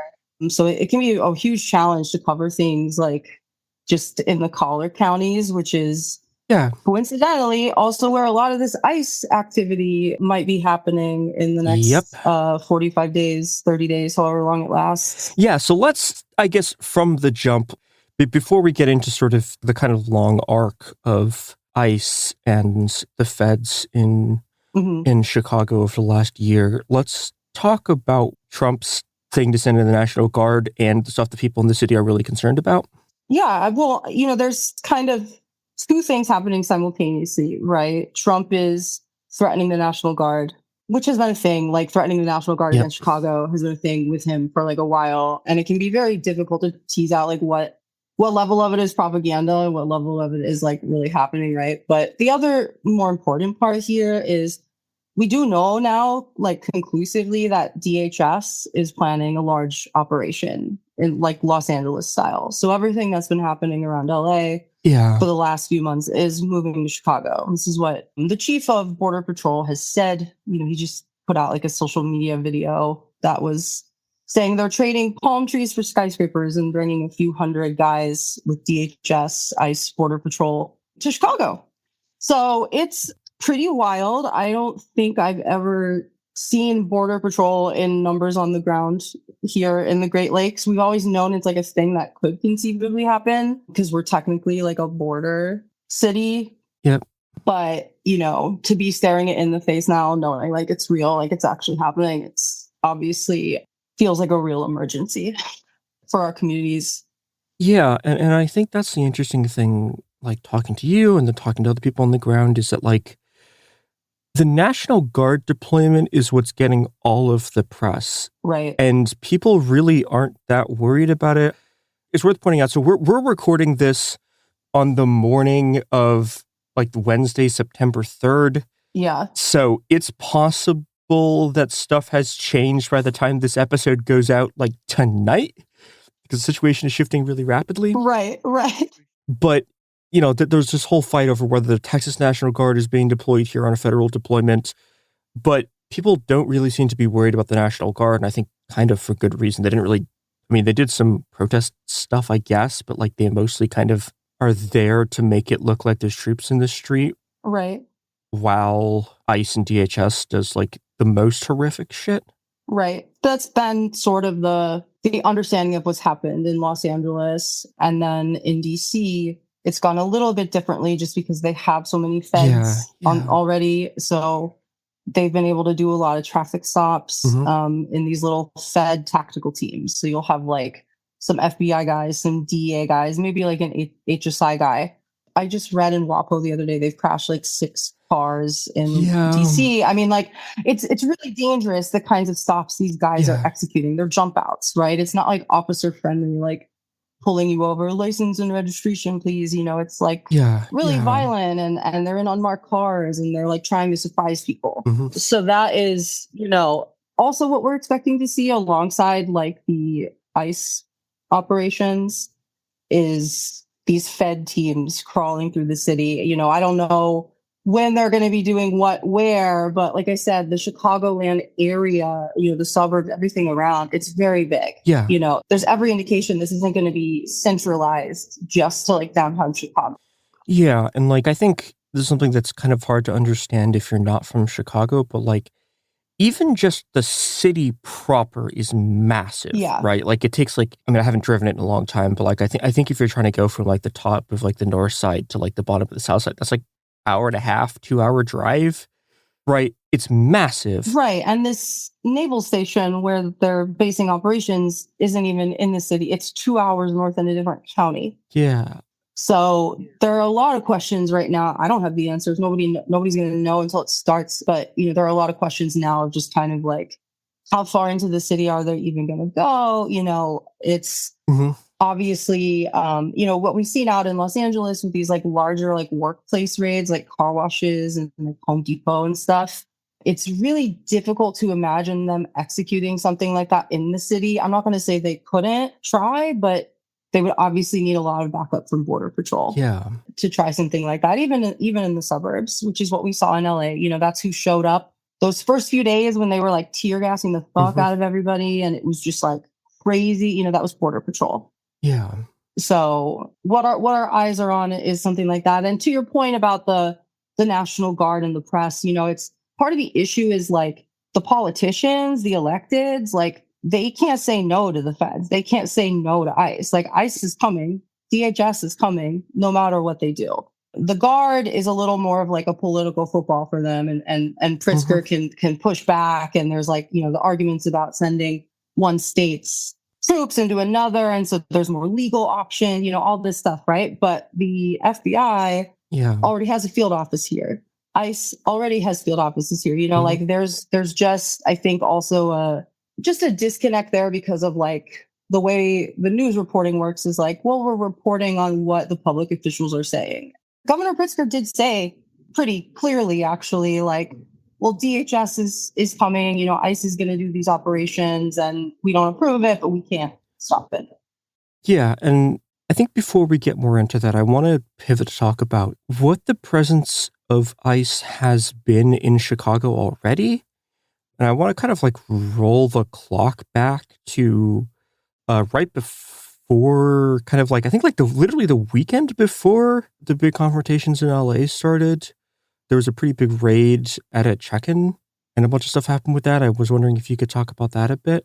It was around the time when things popped off in LA. I don't remember precisely, but around then, yeah. Yeah, I think it was like right before. Yeah, they have these check-in sites where people have to go, and some of them are on like electronic monitoring and some not, and they check in with ICE. And so it was like an ambush, right? Like people showed up and then they were like, oh, we're actually like kidnapping you. Yeah. And it was very, very ugly, of course, like agents ripping people away from their families and friends. And we had some local electeds like trying to get in the way of the van. And Chicago police, of course, showed up. And then there was this whole back and forth over whether the police really assisted ICE or not. And I mean, they were there and they did crowd control. Yeah, they definitely did. It's very interesting what's happening with CPD and ICE right now, because like at the end of the day, cops are lazy above all else too, right? And so there's this kind of tension of like, well, we support what ICE is doing, and ideologically, like, of course, the cops are aligned with ICE, but they also like don't want to get out of their cars, So it's kind of any excuse they have not to do something, they will take. So it's not that we've seen them assisting with like enforcement removal operations, but of course, if there's a protest, they're going to show up and police that. And then also like data sharing is a huge issue there. I mean, like with fusion centers and with like block license plate databases, everything. There's just the information is so porous between local cops and the feds that it's just kind of absurd on its face to even think that they're like not sharing information. Some of these cops are on task forces and they have like group chats together, with DEA and FBI agents, right? So it's all connected. It's all porous. They're already working with the feds. It's just they can't visibly be seen assisting with immigration enforcement. But yeah, that was a really traumatizing day for community. Like an organizer here who was well known was taken, and she was a grandmother, so she had family here too, so it was brutal. And then around that time that was happening, also ICE started escalating arrests at the immigration court downtown. Yeah. Which went on for a while and ultimately was stopped by protesters continuing to show up and just have a presence there. These guys are terrified of being doxxed, terrified. I mean, they really don't want to be filmed. And it's been a very different situation here in our courthouse versus New York's, because I've seen so much photography out of the New York Immigration Court. For whatever reason, they allow photos there, but they don't inside of ours. But, protesters started showing up there. I mean, we had been there documenting what was going on. Slowly, people started trickling in, showing up and protesting. And eventually, people started then taking it to like actually blocking the driveway that they were using a private parking garage belonging to the building. And so they were like going underground and then like waiting and then using the freight elevator. It was like this whole operation. Christ. Yeah. But ultimately, the building put their foot down and banned them. They got a lot of complaints from tenants, people didn't like that the protests were going on, sure, but people also were like in the building. People were like, we want ICE using our freedoms. Yeah, no, fuck that. Yeah. You use the power of NIMBYism against them. Deploy every weapon. Exactly. It's kind of like a, diversity of tactics thing there, where it's like the people who own property in this building aren't like super aligned with the like people trying to block ICE bans, but at that moment they joined forces. Yeah. And so that was happening, and like while all of this is happening, of course ICE is still doing more dispersed traffic stops, arresting people at their homes. It's been happening. It's happening all over, out in Elgin, out in Waukegan, which is up by the base of operations, where they're setting up all of these operations for what's coming this week. Waukegan, North Chicago, and that area of Lake County, there are a ton of immigrants. And they're not surrounded by necessarily like super progressive, super friendly people. Some can be. I mean, the politics of the North Shore, it's very like purple. Like it's weird. It's like you can have super progressive people, but then also like it can be out in the boonies somewhere. You'll see like Trump signs. So it's not as sympathetic as being in downtown Chicago for sure. Yeah. And so there's a lot of concern from people up around the base about what's going to happen in those communities, because there's much less coverage, much less eyes on them. Yep. I want to talk more about sort of what enforcement has been looking like in outlying areas and what it's going to look like. But first, we need to go to ads.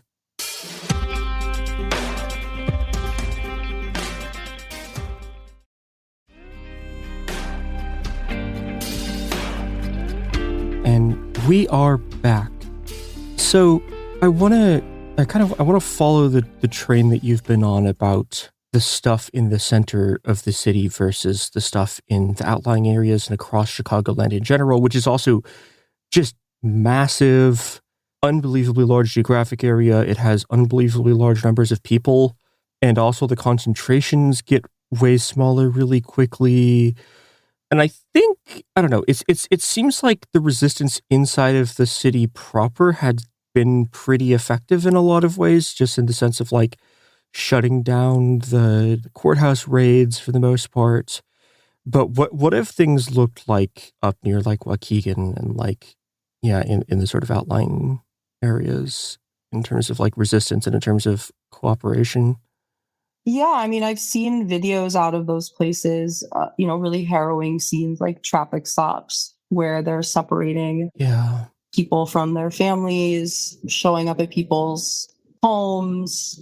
Usually what's happening is we're not hearing about it until after the fact.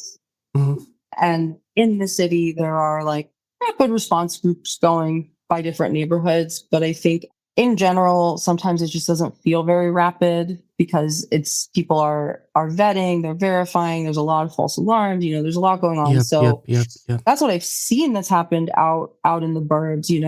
It's kind of, like I said, kind of a black hole for news out there too. It's not always easy to get information. We also had a case of like an ICE agent detaining a woman with her child at like it wasn't an agent, it was a contractor working for ICE, detaining an arrestee out at an hotel by O'Hare Airport. That's something that people are concerned about in a more general sense too right now, because we actually literally just this morning, we're looking at a letter from the mayor of Broadview, Illinois, which is where our processing center is, outlining how they're going to be operational 7 days a week for the next 45 days, which to me implies like thousands of arrests potentially happening. And that facility is not set up. It's not a long-term detention center.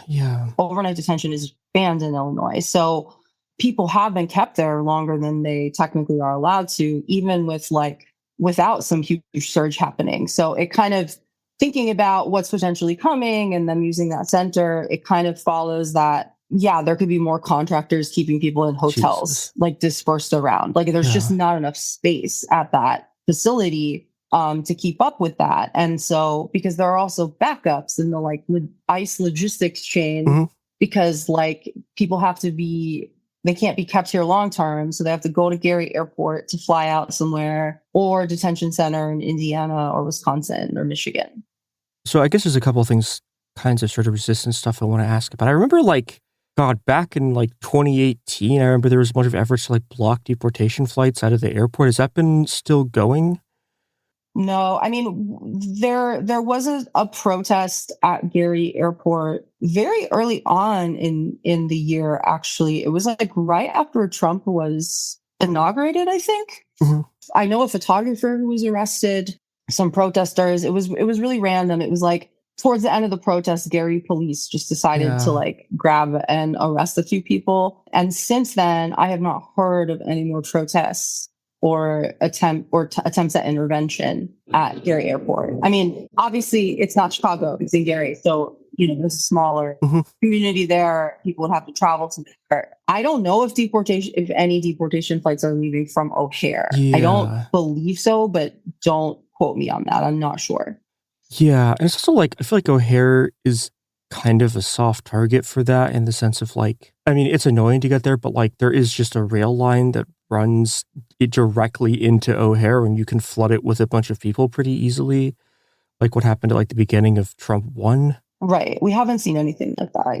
Yeah. Yeah. But it's also I wonder if they're still thinking about that in terms of the flight logistics, in terms of running stuff primarily through Gary. Oh, I see. Yeah, that might be why. Yeah. The other thing I'm wondering about is okay, so I guess it looks like right now, with the information we have, that they're planning to run their operations out of that military base. But everything that I've seen has been talking about the National Guard operating out of that base. But do we know where the feds are supposed to be operating out of? The feds are operating out of the base. The National Guard will potentially operate out of the base if they come. But we don't have a lot of details on a National Guard deployment. And the other thing to keep in mind is the National Guard are all younger people. Typically, it's a lot of young people, and they have families and things. So that kind of information, a deployment, right, of platoon or several platoons, whatever the word is, of National Guard, it's not going to stay secret for very long, right? Because we would know.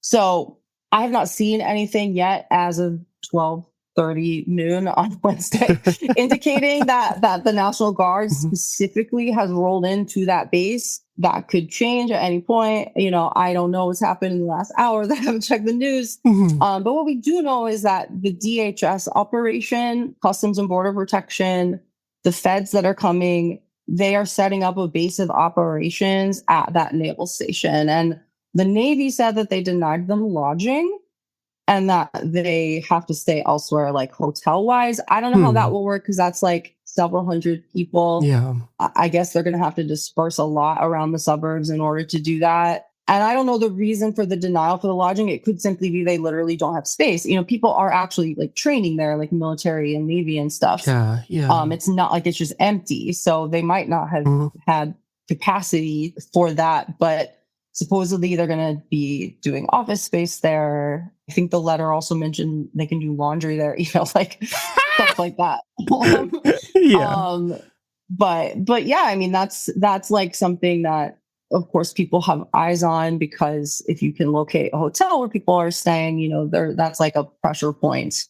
Yeah. And I think that's an interesting point that comes back to something you were saying earlier, which is it really looks like a lot of this is going to be targeted on the places close to the base, just because if they're really 2 hours out from the city, it's pretty difficult to do raids further into the city, just on a logistical level, and just I don't know, just in terms of dealing with Chicago traffic. It's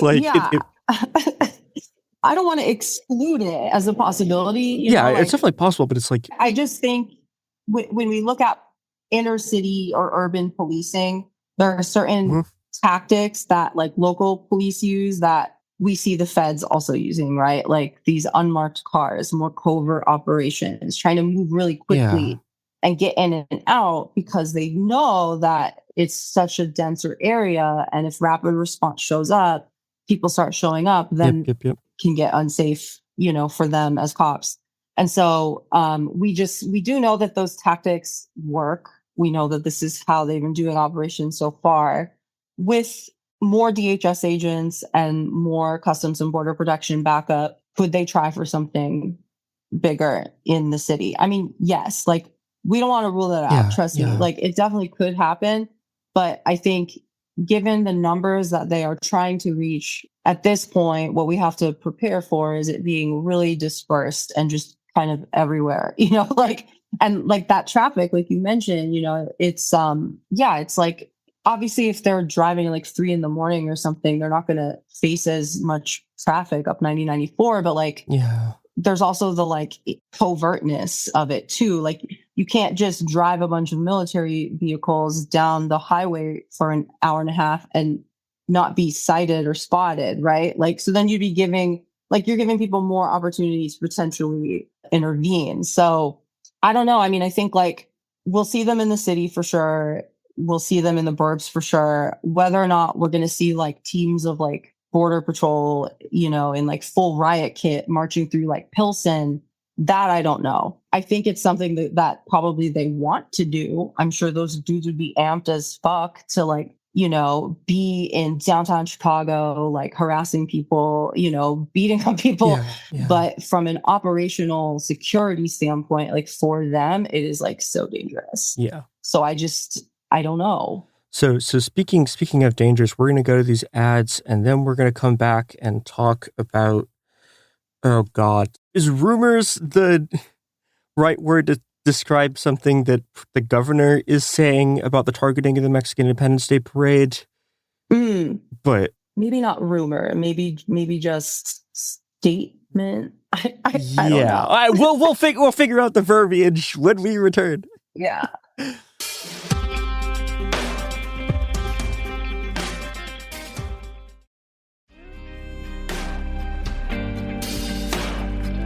We are back. So one of the things that Governor Pritzker has said is that Stephen Miller, I'm gonna read this quote. This is in NBC. I'm gonna read this quote just that Pritzker said at a conference.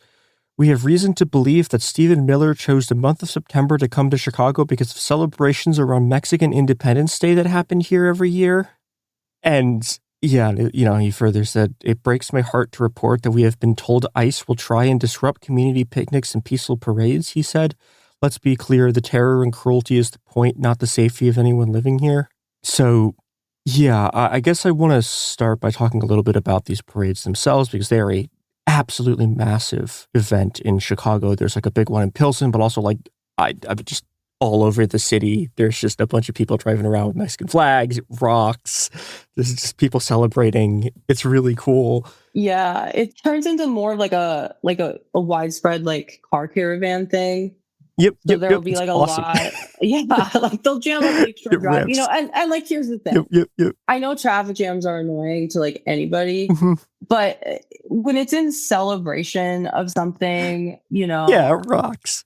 It rocks. Just take the train that day. It's great. Yeah. I mean, I understand the arguments for like, well, ambulances need to get through, things like that. But I think there's a lot of power in people taking the streets and like, the cars are just the easiest way to get mass amounts of people around. And then there's a lot of like, there's a street culture here around like street takeovers too. And this happens outside of like Mexican Independence Day where like some people will take over an intersection and do donuts and set off fireworks and like, yell at the cops and whatever, right? It's fun. It's cool. It's good as hell. We like it. Thing that happens in cities. And I think when it comes to living in a city, it's like, you're trading certain things for other things and stuff like that happens. And so with Mexican Independence Day, it's like we can have like sustained nights where that is just going on and on. Like the loop will be jammed up, like everywhere will be jammed up. And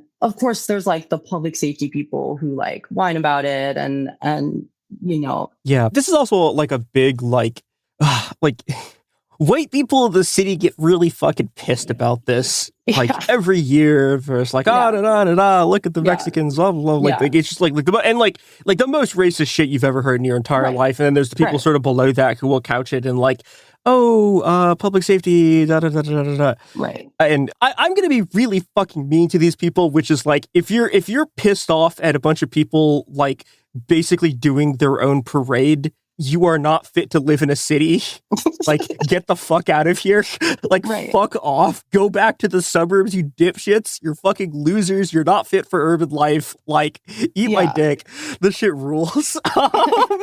Yeah, I mean, it's the reaction to it is like so over the top, and it's the kind of thing where like when Trump is like talking about the National Guard and responding to crime in Chicago or disorder, you know, that's the kind of thing I could see him like ordering them in to respond to, you know, especially if there's like a shooting or something that happens towards the tail end of one of these celebrations, which again, you know, it's like that's a risk anytime large amounts of people gather anywhere. Interpersonal violence breaking out, right? Like, again, is a thing that happens, and the direct cause of it is never like people partying. The direct cause of it is usually like somebody's got a beef with somebody, or somebody drank too much and lost impulse control, you know, whatever the reason might be. Yeah.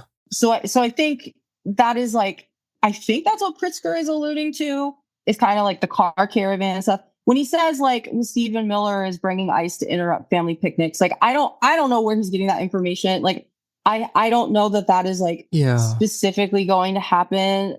You know, I think given what we've seen out in LA, unless I've missed anything, it doesn't seem like they've attacked any like festivals or like public gatherings like that, like in a direct way. You know, I think like logistically, it's just maybe not as easy to necessarily like grab people with questionable immigration status at that kind of stuff. And if you go to like a place where, you know, like the car wash or wherever where they have intel that it's like undocumented people are working here, it makes more sense. So I don't want to rule out that something like that could happen, but I think there's whether it happens or not, it's like part of it is also the intention is to have this chilling effect, like to make people afraid to celebrate or come out, to cause that terror. You know, it's kind of like we had a situation a couple months ago where some feds who claimed they were with like a financial crimes task force. It wasn't even ICE, but I don't know what they were doing. And they were meeting up at a boathouse parking lot in Humboldt Park, like a week before all these cultural celebrations in the area. And people got really freaked out because it was just like, what the fuck are you guys doing? And they like went into the museum and were like questioning workers and asking to use the bathroom. And I mean, just being assholes, it sounds like. And then they left. And then there were like all these questions swirling about like, well, what was this? Like, were they seeking intel before these fests? And, you know, people made sure to like, we wanted to still have these fests, but we want people to show up in even bigger numbers, like power in numbers. Everybody show up. And that's what happened. And you know, they didn't attack the fest. And, you know, that was a really weird situation because it wasn't ICE and we didn't know what was going on. But I think ultimately, like, giving in and like staying home and refusing to show up obviously just plays right into their hands. And I wanted to kind of pivot a little bit from this into the way that Pritzker has sort of been framing this, where he's talking about how if anyone throws a sandwich at the guard, this is going to be used as like the excuse to do a crackdown. And like, I think they're gonna do the crackdown anyways. Like, I don't think that's like, I mean, this is the central kind of point of conflict, I think, in like a lot of movement space discussions right now too, especially among kind of like older liberals and like the younger generation. And part of it is like, there's this insistence that, well, he's looking for a reason to send in the National Guard, so don't give him one. But it's like Border Patrol is the reason. You know, like they're going to show up, and I don't know how it's going to go down, if it's going to be in Waukegan, if it's going to be in Chicago, whatever is going to happen. But if somebody throws a water bottle at those DHS agents, that's enough of a reason, you know, for them to say there's unrest. Like, and who triggered that? The cops. Yeah, and like it's CPD. Like I have watched CPD do this shit to people where nothing happened. Right. Like it was just people standing there, and you know. Right. Our attorney general said the same thing in a statement last night. Like, make sure you protest peacefully within the law. The Cook County Board President Tony Preckwinkle said the same thing this God, morning. Trev Winkel's still around. Yeah, No, how? All the like, Illinois Democratic, God, big dog people, like they're all all the machine motherfuckers saying the same thing. I mean, like honestly, Mayor Johnson kind of was a little more fiery in his rhetoric, but he's still only going to go so far. Like they're politicians, they can't. They're not going to come out and say like, "Oh, let's physically resist ICE." I think we all wish. Yeah.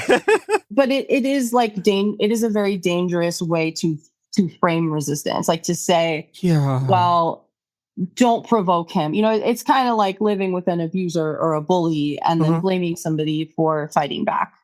Yeah, and I think there's also there's really it creates really dangerous dynamics on the ground. I mean, like I still remember like one of the things I'm sort of haunted by from this during 2020 was in Atlanta, where someone like the person who burned the Wendy's down. Yeah. There was like a whole thing where people were like, "This is a federal infiltrator," and they turned them over to the feds, which doesn't make any sense, by the way. Like, if your logic is this person is a fed and we turn them over to the feds, nonsensical. But like this is the thing you see a lot in these kinds of protests, where like people will just like hand people over to the feds, and then it turned out that she was the girlfriend of a fucking guy the police had shot. Yeah. And that shit just like happens. Yeah. And I don't know. And like that's like the consequence of this kind of stuff is like these people, the peace police people, feel like they are empowered to hand people over to the actual police. And I just want to sort of like take a second to talk to like directly to people who are listening to this who agree with this stuff, which is, okay, if you are facing a fascist regime, right, regardless of whether you agree with what someone is doing or not, do you think it's a good idea to hand them over to the legal executors of that regime?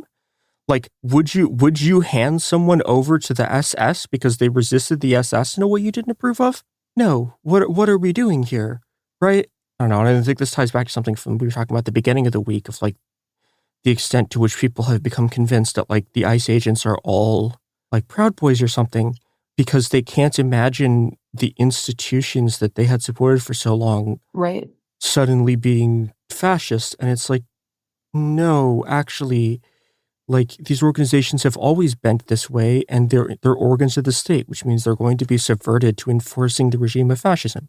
Right. And I think a lot of people who kind of, and I'm not talking about the politicians, but like regular people who kind of share in this sentiment of like they're scared, they don't want to provoke or like make things worse, I think their hearts are in the right place. Like they're coming from a place of like, well, we just don't want people to get arrested.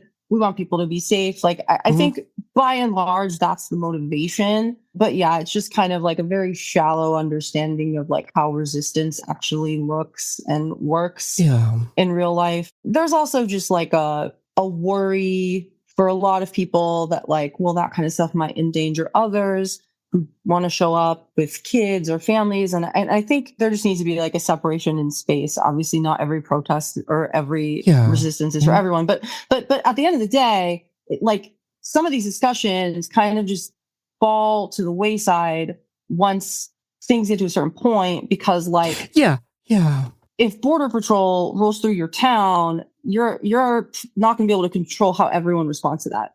Yeah. Like that's a point at which you can see a more spontaneous response. And so like this sort of like top-down movement organizer level, like control of like the protest and how it's going to go just kind of falls apart anyway, because by that point, like no one's in control of anything. Yeah, it's a bunch of people running out of their houses being like, fuck the fucking like the immigration authorities, right? Right. And I don't know, that's the thing that gives me hope in this situation, is that like I'm going to retreat to the metaphysical level for a second, where like one of the things, I don't know, almost spiritually that I believe in is cities, that cities are more than sort of the sum of their parts. Yeah, and obviously like they're broken down into all of these things, and but they're like there's something there, right? And Chicago is something that I believe in, and I believe in the people there, and I believe in their capacity to resist this and to drive these people out, because they can be driven out. And, with enough organization and enough spontaneity and enough cost imposed on their logistical operations, they can be ran out of a city. Yeah.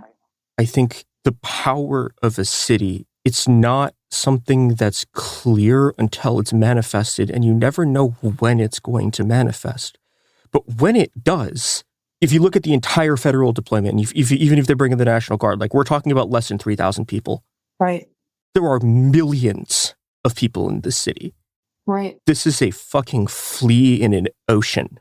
And the flea is relying on the waves staying calm so it doesn't get drowned.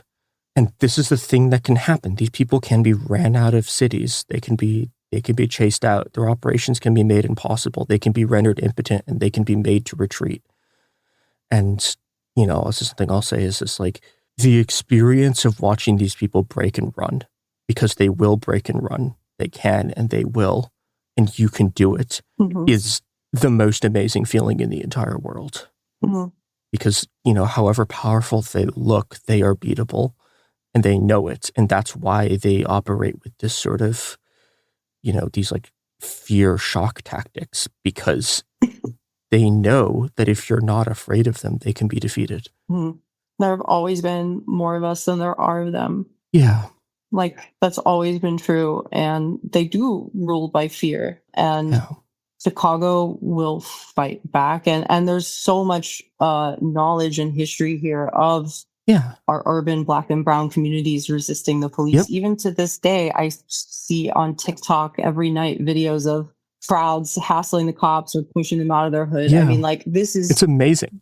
Happening right now. There are communities who do this work right now. The challenge, of course, remains building solidarity across the borders of the neighborhoods. Yeah, but I don't think this is an insurmountable thing. No. I have never been in a place where more people fly the flag of their fucking city than Chicago. Like, it's unreal. People. I mean, we're basically a small nation state at this point. So this is going to get really weird, really fast. And it's like, I don't know, the U.S.'s record of military occupations is not good, and we can hand them another L. Yeah, so Raven, is there anything else that you want to say, and also where can people find your work? Nothing else to say. Our work is, we've mostly been posting on Blue Sky, honestly, which I know is like kind of cringe, but we do a lot of live reporting. It's the only functional way to do it. Yeah, it's really good, by the way. This is like, it's a kind of coverage that I think is becoming more and more important as things go on. And it's really the only way right now to get good on the ground coverage of people, of how these actions are actually unfolding. And it rocks. We've been there together at events, at protests before, and like I could personally vouch for the coverage being good.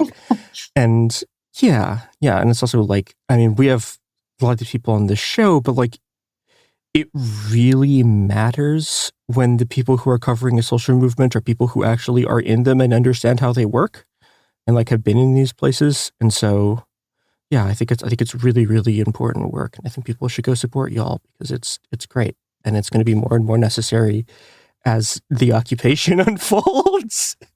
As the occupation unfolds.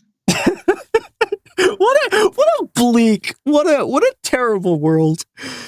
But another world is possible. That's the most important part. Yep. To remember. Yeah, and the only way to do it is by building it, and you can do that right now. I also do think a lot about, too, how, like, the first, well, not the first police uprising, but, like, kind of the opening of this, like, era of what's going on was the George Floyd uprising, which did happen in the Great Lakes, in the Midwest, in Minneapolis. I think there's something about this region specifically. We're generally not like the first to pop off, just because we don't have as many people as New York or Los Angeles. But there's such a rich history of like resistance to the police here. I mean, you had Ferguson in Missouri, which is like kind of Midwest, kind of South, but like these communities have such a strong history of knowing what it's like to live as like sundown towns too. And some of them still are, with these like majority white police departments. So it'll be something to watch how things unfold here specifically. Yeah. And the uprising in Chicago was like one of the most intense anywhere in the country. Like they ran the cops out of the center of the city. Like they lost control for days of like the giant shopping district in the middle of the city. That is like the thing that like the Chicago business glitzy self-image is like based off of. They just lost it fully because people ran them out. And, you know, we did it to them once, we could do it again. Yeah. Well, and I think public opinion against ICE is much worse than like CPD. I mean, like, not that public opinion against CPD is great, but obviously things with ICE are reaching like a fever pitch right now. Yeah, people hate them. Yeah. So, you know, I don't know if there's ever been an occupying army that people didn't hate, but like, it's just not going to go well for you when the locals hate you. Like, it's just not going to go well. Yeah, and I think, you know, the history, as it says before, was the history of American occupations is littered with defeats. Fucking hand them another one. Amen.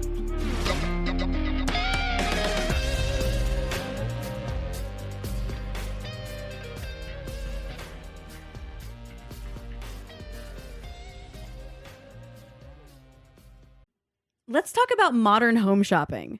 It's sort of become a fun side hobby, right? Scrolling listings at night, dreaming about kitchens you've never seen, or backyards you haven't even stepped foot in, all from the comfort of pretty much anywhere.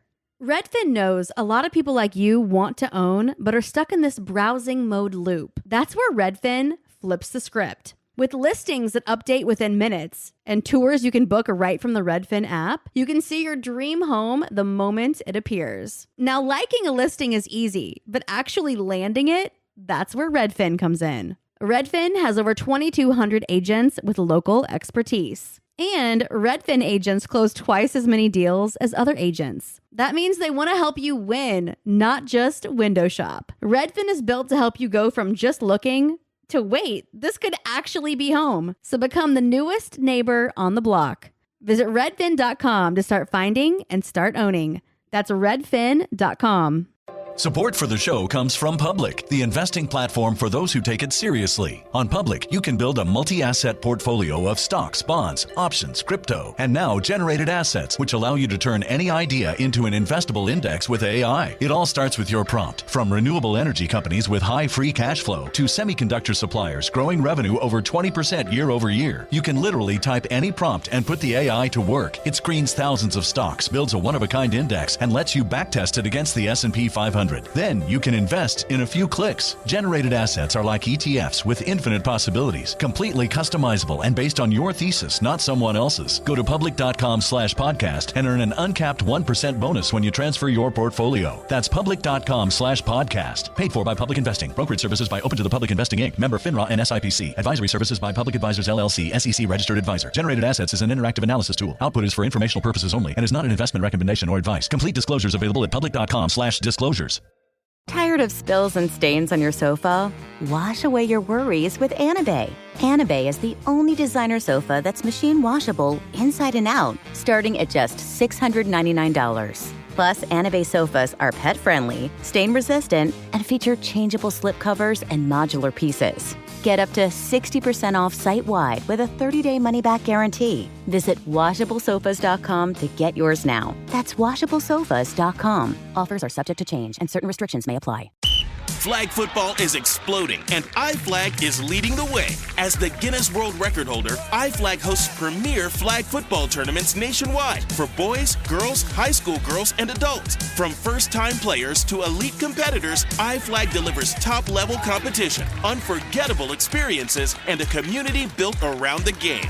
Ready to be part of it? Join the movement. Find your tournament and learn more at iflag.org. That's iflag.org.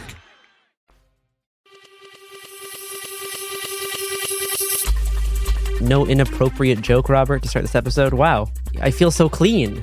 You know, I so guess pure. I guess you could say I have some executive dysfunction today. This is It Could Happen Here, Executive Disorder, our weekly newscast covering what's happening in the White House, the crumbling world, what it means for you. I'm Garrison Davis. Today, I'm joined by Mia Wong, Robert Evans, and possibly Sophie Lichterman, our producer. This episode, we are covering the week of August 28th to September 3rd. Happy fake Labor Day to everybody. And some breaking news from this past weekend, Trump maybe died. Yeah, let's check in on that, Garrison, as our official Is the President Alive correspondent. Let me do a quick Google search here. Oh, no, he's still around. Did everyone get tricked again? He's still okay. The conspiracy theories this week were really fun. And then there was that video that went viral of them opening a White House window and throwing out a couple black trash bags. That was really funny. That was really funny. I was like, there's way worse things going on in the world. I don't have time to care about this. But we never got information about that. That was just some weird shit. Not yet, Sophie. Sensational. I don't think we know what it was. I mean, it could just be that's them fucking cleaning shit, but I wouldn't be surprised if they were destroying evidence. I wasn't aware those windows could open. I thought they were bulletproof and weren't supposed to open. I'm sure they're both bulletproof, but have to be possible to open so that the Secret Service has more paths of egress in the event that some crazy disaster were to befall the White House. Okay. Well, you need to watch the documentary White House Down, Sophie. This spells all of that out. So Trump went a few days without a major public appearance. The man is just trying to take some time off. Though he was seen golfing between Saturday and Monday. But there's nothing on Trump's public schedule for 3 days during Labor Day weekend, where he essentially took a brief golfing holiday. And this fueled speculation that he was in a rapid health decline, spawning a whole bunch of conspiracy theories about him being in the hospital, Vance imminently taking over, and some comments from J.D. Vance during a USA Today interview released last Thursday fueled some of this speculation over the weekend. Vance said, quote, "I feel very confident the President of the United States is in good shape, is going to serve out the remainder of his term and do great things for the American people. And if, God forbid, there's a terrible tragedy, I can't think of better on-the-job training than what I've gotten over the last 200 days, unquote. It sounds like he's ready to take the reins right now. Sure, man. Yeah, you're trained up now. Over the weekend, people spread AI-altered images of Trump's face looking more swollen and sickly than it actually was. And rumors circulated that roads to Walter Reed Medical Center were closed. Yeah. When, in fact, there were no irregular closures, and screenshots of maps supposedly showing these quote-unquote closures were actually just showing old security gates. Because, you can't just walk or drive up to the front door of Walter Reed Medical Center. Yeah. It's in a military base. This is the OSINT of idiots, right? Which is people seeing something that is described as being one thing in this little clip that they get of it in social media, and they don't actually do any further checkup. It's the same thing with the Pentagon pizza orders that people are like, oh, when pizza orders peaked to the Pentagon, the U.S. is about to go to war, and it's like, no. Sometimes people just order pizza near the Pentagon because the Pentagon is surrounded by a city, right? There's people. The Pentagon pizza tracker was part of these weekend conspiracy theories that they were trying to decide how to handle Trump's declining health. And people just like pizza, guys. It's one of those things. I'm certainly not saying there's no way you will wake up tomorrow to hear that Trump has died, because you know what? He's 79. He's it an old wouldn't man. be weird if his health took a sudden turn in the next day. Just statistically, it wouldn't be weird because he's 79. But the people pointing out, it's the same thing they were doing with Biden, pointing out the marks on his hand. And it's that isn't it for both of them. This is evidence that they are older than you should be to be president. But my grandpa had shit like that because my grandpa lived with us for the last 10 years of his life. His hands looked a lot like that for a decade. So people live for a long time after it becomes clear that they're very sick and old. It's not a sign that they're about to kick off this weekend. That guy in Congress who looks like a turtle has had weird bruises on his body for as long as I can remember. McConnell. Yeah. Yep.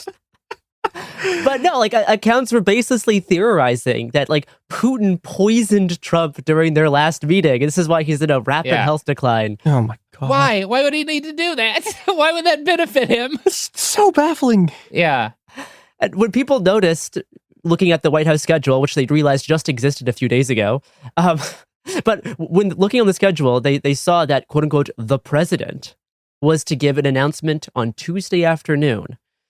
Because of this, rumors spread that it would be Trump resigning for health reasons or Vance would come out and announce Trump died and he was the president now, like some like really bad Aaron Sorkin movie. That's how it works. Also, I just want to also put this out there. Yeah. That White House leaks like a fucking sieve. There is no way you could cover up the president dying without it being out immediately.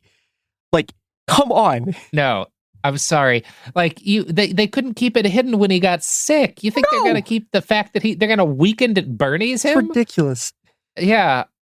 When this press conference got delayed an hour on Tuesday, this too was used as evidence of Trump's declining health. Mm-hmm. But sure enough, right before 3 p.m., Trump came out with a huge gaggle of people, which is probably why it was delayed, because he had like 20 guys with him who like multiple people spoke to announce that they were moving Space Command.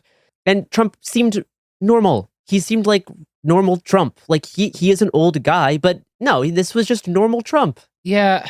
Does he seem older than he did in 2016? For sure, man.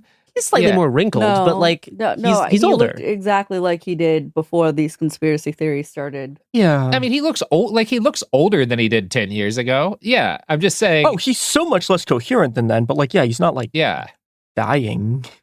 I don't have any particular reason to expect he's about to drop dead, like as opposed to like 3 months ago or 6 months ago, you know? Yeah. Like, does it appear as if time is continuing to march on his face? Yes, of course. You know? Exactly. During said press conference, Trump himself was asked about his alleged imminent demise and responded like this. Really different, but about a big viral social media trend over the weekend. How did you find out over the weekend that you were dead? You see that? No. People didn't see it for a couple days. 1.3 million user engagements as of Saturday morning about your demise. Really? I didn't see that. You know, I have heard, it's sort of crazy, but last week I did numerous news conferences, all successful. They went very well, like this is going very well. And then I didn't do any for 2 days, and they said there must be something wrong with him. Biden wouldn't do him for months. You wouldn't see him. And nobody ever said there was ever anything wrong with him, and we know he wasn't in the greatest of shape. No, I heard that. I get reports. Now, you knew I did an interview that lasted for about an hour and a half with somebody, and everybody saw that was on one of your competitors. That's a remarkably coherent Trump by Trump standards. Like, no, and he's talking about how he was sending out very poignant truths over the weekend on Truth Social. God, okay, that's more current. Yeah. Like, and yeah, he just took a nice little golfing holiday. And like, it is true, he's the oldest elected president. And the White House recently announced he was diagnosed with chronic venous insufficiency a few months ago to explain his ankle swelling.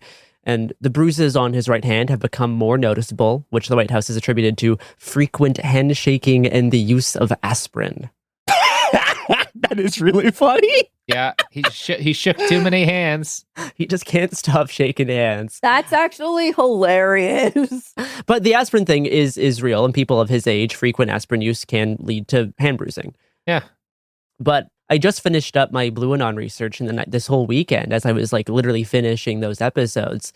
This whole giant wave of these like Trump health conspiracies just completely took over, and I felt like I was like losing it. Like everyone around me, everyone around me was indulging this, and like usually from this place of like half joking but not really joking. Like when that line gets blurry between are you indulging in this like ironically because it's fun, or is it actually kind of altering your brain? Like is it actually slowly making you convinced of this stuff in like a small way? This gets to what is at the root of all conspiracy culture, regardless of like the political ideology, which is the emotional need to believe that you are the possessor of secret knowledge. Yeah. Right? Like that is so much a part of this that like, no, I am privy to secrets about the world that the average person is not. And the degree to which that's like comforting and also emotionally necessary for quite a few people. And that's part of the problem with humoring this is that the instant you let it into your life, it starts taking more and more power because it becomes part of your ego. It becomes part of your coping mechanisms. It becomes you become dependent upon it. Yeah, and I think it's also worth noting, like, you know, people are confused all the time about how does the right come to believe all of these things? How does the right sort of like how does like vaccine conspiracism spread? How does like QAnon spread? It's like it spreads like this, right? This is what it looks like, and you're also not immune to it just because your politics are better. It's still really, really easy to fall down those pathways because they're addictive and fun, and that's spreading so much unhinged shit. Yeah. The root of a lot of madness comes with thinking that you're better than other people, and you're not cognitively. I can play around with this stuff without it affecting me the way it affects other people. Mm-hmm. Yeah. Or just because the politics of this counterfactual belief system are better than their counterfactual belief system. This is not a counterfactual belief system. Totally. Yeah. And like, we see this with the way some people talk about like Russia, and like I've faced a little teeny bit of pushback on some of the ways that I was framing like Russiagate in the BlueAnon episodes. And like there is a difference between a social media disinformation campaign to influence elections, which Russia does. Like we know this. Absolutely. That's not in question whatsoever. Yeah. There's a difference between that and like straightforwardly stealing an election in such a manner that the election results are themselves illegitimate, right? And this is the big question always. If you're saying like, no, they literally did steal this election in the 2016 election, then like, but they just like fucked up for 2020. They just like couldn't get their shit together in time for that one. Yeah. Like or is it that they have influence campaigns like everyone else, and they're like that doesn't mean saying that they're not problems, but it doesn't mean pretending that's the only reason shit broke their way. You know, in part, a big reason why things worked the way that they have and have worked the way that they have is that the disinfo campaigns that the Russian government was engaged in were complementary to campaigns of disinformation that have existed for decades on the U.S. right. Yeah. I mean, look at the way they were funding right-wing content creators through tenant media, right? Mm-hmm. And like, same thing with Trump, like publicly encouraging Russia is not the same thing as actual collusion. And there is no clear indication that the 2016 Russian influence operations, or even like their accessing of voter registration, actually made a meaningful impact on the results of the election. And this is the same thing with, like the right's legal methods of voter disenfranchisement, voter suppression, or changing mail-in voting rules, right? There's that versus talking about like hacking voting machines, right? The former doesn't mean that the election was quote unquote stolen. No. Just because they do voter suppression, right? The results still need to be accepted. Like that's not illegal election interference. It's not good. We should oppose it. Yeah. But it's not illegal election interference. And like this is kind of just like a coping method that passes the buck to avoid accepting that Republicans were better at winning these elections. Yeah. And it may be emotionally easier to like blame Russia than to actually like reflect on ourselves.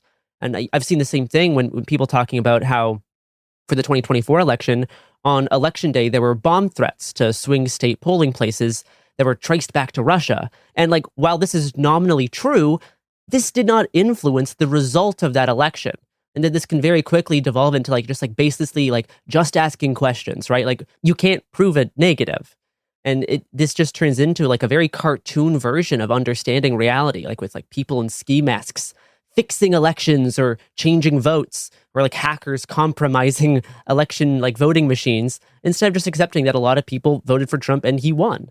Well, and it's the part of the other problem is that I think when you lose yourself in patterns of thinking like this, it also leads to a failure to accurately gauge the strengths and the capacities of the enemy. Like if you're unwilling to see where they've made smart decisions and where they've made good investments that have paid off for them, then you are unable to follow and properly counter those kind of things. And I think part of why this is so difficult is that so many people, so many liberals and people on the left, I think both sides have differences in how they do it, but I don't think there's a massive difference in the degree to which either side does it.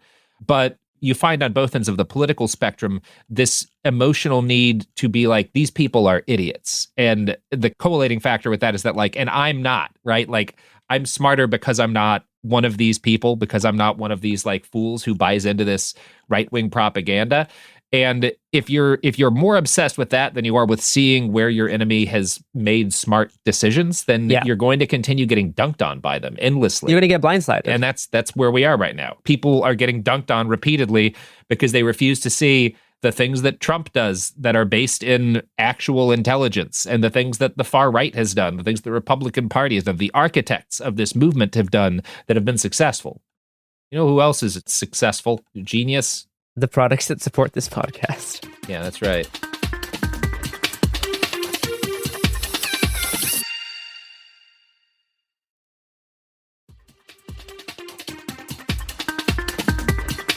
And we are back. So on Tuesday, the mayor of DC ordered that the city will continue cooperating with federal law enforcement past the expiration date of Trump's crime emergency declaration, which is set for September 10th. She has established the, quote, Safe and Beautiful Emergency Operations Center for DC to indefinitely coordinate with Trump's Safe and Beautiful Task Force. This is like a caving and like an acquiescence to prevent some kind of larger legal fight over Trump's ability to exert power over DC. It's giving him a little bit of what he wants while trying to maintain a degree of like sovereignty. But in doing so, you kind of just play into what he actually wants in the end. This operations center will work on, quote, centralized communications, formulate post-emergency planning and operations, and ensure coordination with federal law enforcement to the maximum extent allowable by law within the district, unquote. Later in her order, she, quote unquote, requests that federal partners adhere to effective community policing practices to maintain community confidence in law enforcement, such as by not wearing masks, clearly identifying their agency, and providing identification during arrests and encounters with the public. Great. Quote, the Safe and Beautiful Emergency Operations Center will continue to prioritize DC National Guard for typical mission-focused activities, unquote. So they are requesting that federal partners not wear masks, and that's kind of the strongest amount of pushback the mayor is allowing in regards to Trump's federal control of over law enforcement in DC. Great. That'll solve it. You know, a while back, I said that like one of the most important sources of support that the Trump administration has is a bunch of the Democratic mayors and governors, and oh boy, is this one of them. Yeah. However, it's worth noting that this has not been the response of all of the Democratic governors, and I think we're going to turn here towards the impending occupation of Chicago. Yeah. So Trump has said that he is going to deploy the National Guard to Chicago, ostensibly also because of crime. As of 2:32 Pacific time on Wednesday the 3rd, we don't have a timeline for the National Guard deployment. That could change. The situation is evolving rapidly. We will get to more in a second. We also have conflicting reports where Illinois Governor J.B. Pritzker has said that the Texas National Guard is being staged to sort of participate in this sort of occupation of Chicago. Greg Abbott has denied this. We sort of don't know what exactly is going on with that. But it is worth noting that both Governor Pritzker and Chicago Mayor Brandon Johnson have been very, very clear that they do not want a federal deployment in Chicago. They have said, go home. Yeah. There isn't really, because this is a federal deployment, there isn't really much they can do about it outside of legal stuff. And the Trump administration has been a lot more careful about this than they were in LA in terms of how they're doing the deployments legally.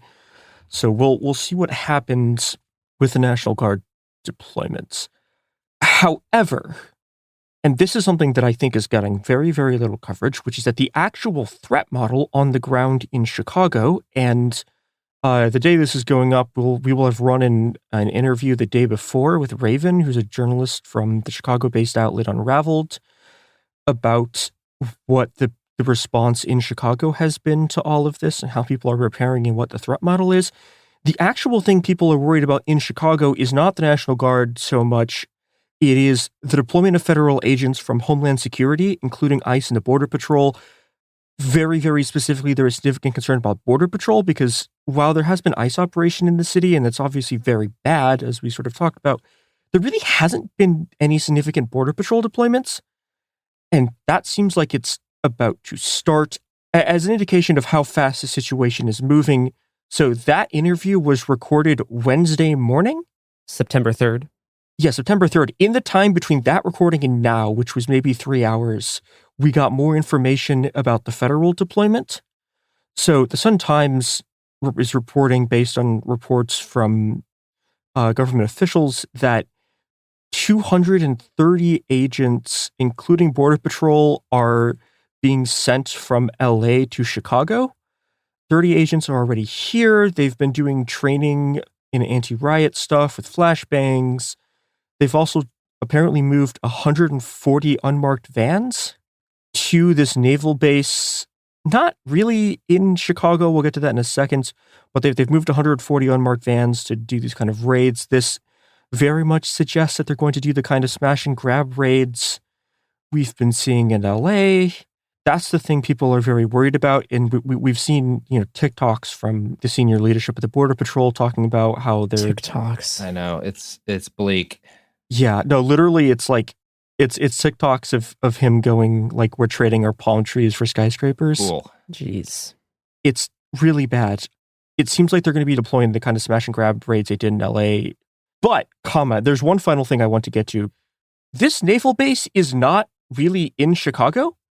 It is really far north of Evanston, which is like a thing that's like not Chicago. It's like this naval base that they're deploying from is closer to Kenosha than it is, like Kenosha, Wisconsin, than it is to like even the north side of Chicago. It's like really, really far north. Again, like even getting to, neighborhoods that are pretty far north, it's like an hour out, right? It is a multiple hour drive into the center of the city. So it's going to be kind of difficult for them to deploy in the middle of the city. This is something I talked about with Raven.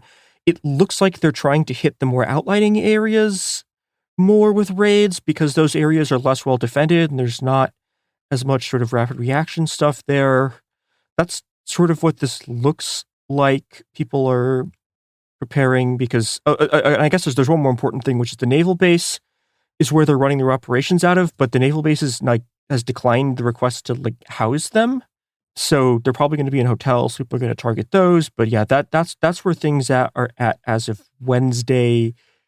They're staging in this weird naval base that is really not close to the city. Yeah, the real focus on this anti-crime crackdown is also a way to like Trojan horse slightly obscured ICE operations. And yeah, when people are talking about like National Guard deployments to cities nationwide, the actual main mode that National Guard will be operating in is logistical and like paperwork support for ICE operations. Yep. At least for these like broader nationwide deployments. With the specific deployment in DC and in Chicago, there's more preparation for like carrying out ordinary law enforcement actions, but those actions also exist in coordination with immigration crackdowns. And like that's a lot of what these like more militarized occupations are going to be focused on. Yeah, and it's worth noting, like, just logistically, like they're not going to be sending the Guard into the parts of Chicago where there like is crime sometimes. Although again, it's worth noting crime rates are way the fuck down. Yeah. But also like every story about this is like, oh, there were shootings over the weekend, and it's like, yeah, it's not good, but like the National Guard is not going to be deployed to stop shootings. They literally can't get there. Again, it's like 3 hours out. No, they can't get to the north side of Chicago. And as we all know from the song Bad Bad Leroy Brown, the south side of Chicago is the baddest part of town. Jesus Christ. I'm just going to ignore that. Yeah, you should just ignore that. There are places in the north side they could deploy, but if you're trying to get to the actual south side, it is at least a 3 hour drive. And that's like assuming that like the traffic isn't bad. Like it's at least 3 hours. It's possibly larger than that. I didn't even bother checking it because I looked at where this was and I was like, this is basically in Wisconsin. What are we doing here? So like, this is as Gerson was saying, this is a giant show of force thing. And it's mostly just, this is the sort of shock and awe thing to frame this as crime so that people aren't focusing on, obviously like it's bad having just like troops in the streets, but like the ICE enforcement and the Border Patrol deployment is what the actual threat is here. And yeah. And like, yeah, the Pentagon and the Trump admin are planning a lot of different scenarios that they would like to enact. Mm-hmm. But Trump's actual comments on like a larger like military style deployment to Chicago have been a little bit flip-floppy. I think they're still trying to reach some kind of deal to like work with the local government and state governments in a way that is less bombastic than like a completely like adversarial deployment would be. Yeah. Even that press conference where the shambling corpse of Trump made an appearance, his comments about the possibility of deploying up to Chicago seemed still pretty exploratory. Like there's still like conversations being had about how to actually do this. They are not as brazen as what they were in LA, and they don't have as much justification to do what they did in DC to a city like Chicago. So they're still trying to work out some kind of deal with like the local governments. Yeah, and it's really unclear to me that they're going to be able to reach a deal with Brandon Johnson and with Pritzker, who's leading it. It seems that Brandon Johnson's less willing to work with Trump on this than the mayor of DC. So props to him for that, I guess. Yeah. Yeah, and it's just also a thing where Brandon Johnson is like very deeply unpopular in Chicago. However, an actual federal deployment there is so unpopular that you have the fact that the Sun-Times is pointing out in their reporting of this that crime rates are down, which they have never done, like ever. That's not a thing they ever talk about. It's so unpopular that there is really, really significant pressure on both Pritzker and Johnson not to do this. And, maybe they cave. I have a kind of low opinion of them from like my like time in the city doing politics there, but I don't think they're going to cave on this. No. And I think what that means is that it's mostly going to be the Homeland Security, like ICE Border Patrol deployments. Yeah, because Chicago does fall into our very loose definition of like a border town. Uh-huh. Yes, yeah. Which most towns are. Yeah. Yep. Yeah, speaking of J.B. Pritzker, I mean, he has a lot of corporate interests. He may have stock in one of the companies advertising on our show. We'd have no way of knowing.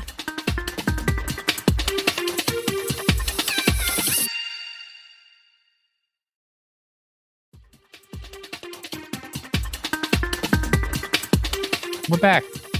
I just got a text from J.B. Pritzker, Oh, yeah? who's recruiting for the private people's militia to defend the free municipality of Chicago. That's right. So he's recruiting horse archers for the Con of the Plains. Yeah. It rises. You've got to be able to loose 12 arrows a minute from the back of a war pony in order to make the cut.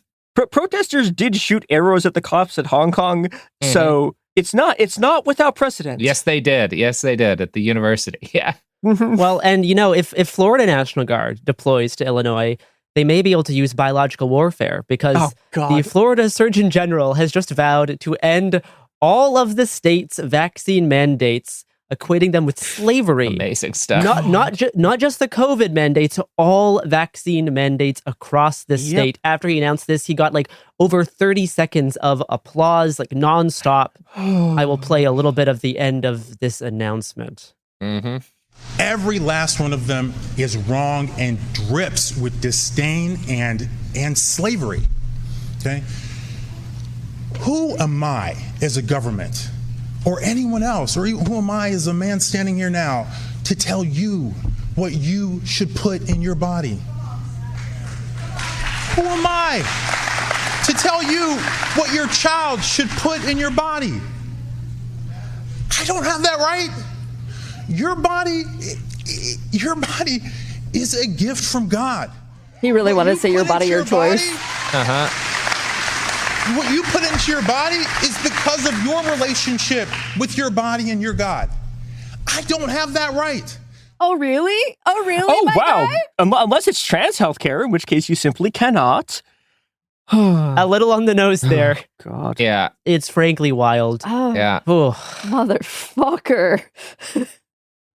It's like that commercial that was, I don't know, you might be too young for this, Chris. There was this commercial with this old man with like $1 on a fishing rod going, "You almost got it." It's literally that. It's literally that. No, very close into walking into a full body autonomy argument there, even though, for reproductive health care that is unrelated to general public health, which is why these mandates exist, which can affect people besides you. Yep.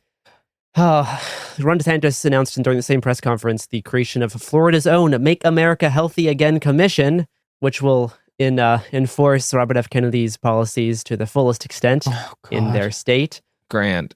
He was the least charismatic person we saw speak at the RNC last year. Just saying. Yeah. DeSantis? Yeah, in my opinion. No. Who was worse? JD Vance. Yeah, Vance was there. That lady did fall asleep.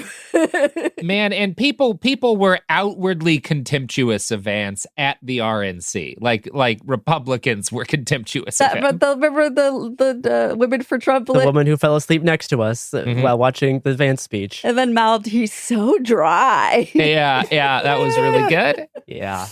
But I would say DeSantis is a solid number 2. Maybe Abbott 3. Don't know. Maybe they should have got a vaccine to boost their charisma stats. That's right. That's how that works. Yeah. Lacks aura. So this is really dangerous. This is going to put a whole bunch of kids in harm's way. Yep. Worrying trend. Yeah. I want to talk a little bit about Ukraine. Specifically, kind of the present situation of the war in Ukraine. Just kind of another little update, because people catch little bits here and there on the news about what's happening, and I felt like we should probably update people as to like what's been going on. Kind of the most recent news you've probably heard is that Russian forces have been advancing in the Donetsk Oblast and recently broke into an 8th region of Ukraine and started taking villages in the Dnipropetrovsk region, which is like a major industrial center that's next to the Donetsk region, where Russian soldiers had not been recently. At this point, gains in this new region by Russia seem to be fairly minimal. They've entered 2 villages in the eastern part of the region. The Russian Defense Ministry claims that they captured both of the villages. The Ukrainian Defense Ministry has said, well, they're in the area and they're basically contesting them, but they haven't entrenched or built fortifications. Like, fighting is ongoing. I'm sure neither country is giving out perfectly accurate data, but it seems certainly fair to say and verifiable to say that Russia has made an incursion into this region and the fighting is ongoing. However solid their gains may or may not be. This is not the entirety of what's going on in the conflict. Overall, basically the whole line of contact with Russia, which is about 1,000 miles long, is in play at the moment. But there have not been like massive gains over the last couple of months. And in fact, as of August of 2025, Russian forces occupied about 19% of Ukrainian territory. They first hit 19% back in October of 2022. Right before Ukrainian forces liberated a large chunk of the Kherson Oblast. So basically what we're seeing here is Russian forces reached this peak like 3 years ago. A Ukrainian counteroffensive pushed them back. And over the last 3 years, Russian forces have kind of clawed their way back to where they were near the end of 2022, right? If you're looking for like, what is the overall progress of this war over the last 3 years? So that's obviously not going well for Ukraine, but it's also this is not a situation where Ukrainian forces are in any kind of collapse. Like, you're looking at, it took Russia 3 years to get back to where they were 3 years ago. So this continues to be a grinding and hideous conflict, but it does not look like one at which the end is in any way in sight still, even with the kind of pulling of support from the U.S. of Ukraine, with a reduction in arms shipments and whatnot from the United States to Ukraine. There's not any signs of like a generalized collapse. And in fact, over the last couple of years, there's been a fairly minimal increase in occupied territory. Right now, the pace of Russia's advance in Ukraine, per a recent AP article, has slowed by 18% just over the month of August. So Russian forces took about 460 kilometers of territory in August and had been seizing more like 500-600 square kilometers of territory a month in the couple of months prior to that. So that's kind of what you're looking at in terms of the overall like pace of the conflict. One of the major changes that we've seen over the last, like really specifically, like couple of quarters in the conflict is Ukraine has been increasing their capacity to hit Russian strategic targets behind the line, like well behind the line. We're talking fuel and we're talking power infrastructure, which has been extremely successful. One of the things that's allowed Ukraine to hit these further back targets has been they've started producing an indigenous style of cruise missile, codenamed the Flamingo, which has an 1,100, almost 1,200 kilogram warhead and a 3,000 kilometer range, which puts it about 1,000 kilometers past kind of the maximum range, the one-way attack drones, like these one-way suicide UAVs, which had been Ukraine's like furthest in way to strike Russian territory. Those only reached in about 2,000 kilometers. So this puts a significant amount of like Russia's infrastructure within Ukraine's ability to target. They're currently producing, I think that they're hoping to get up to by the end of the year, 7 missiles a day by October. Now, these new cruise missiles are fairly easy to shoot down with like modern air defenses, but modern air defenses are in short supply. So it's a matter of if you're able to produce an increasing number of these and you're flinging as many of them as you can out every day, the Russians will have to make choices in terms of what infrastructure are we actually going to devote anti-missile assets towards. And, you know, that's always going to be less than the total like number of targets there are to hit. And in terms of like evidence that these strikes have been successful, there has been increasing limitations on personal fuel use inside the Russian Federation and increasing power outages. Like all of that has gotten more common over even just like the last several months in particular.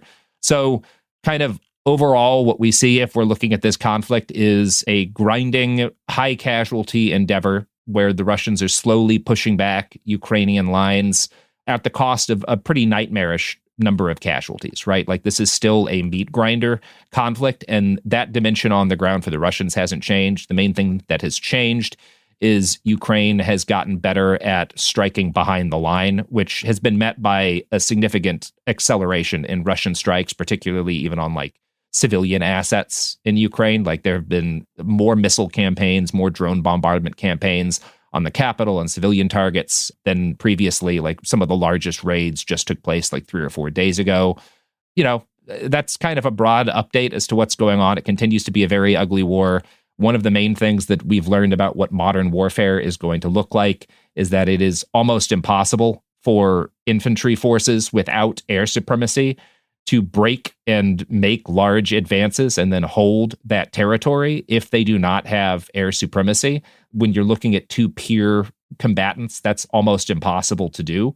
And so a significant amount of the fighting devolves into who can fling drones and missiles behind the lines and hit different sort of strategic assets with more efficacy. And that's what the war has bogged down to at this stage.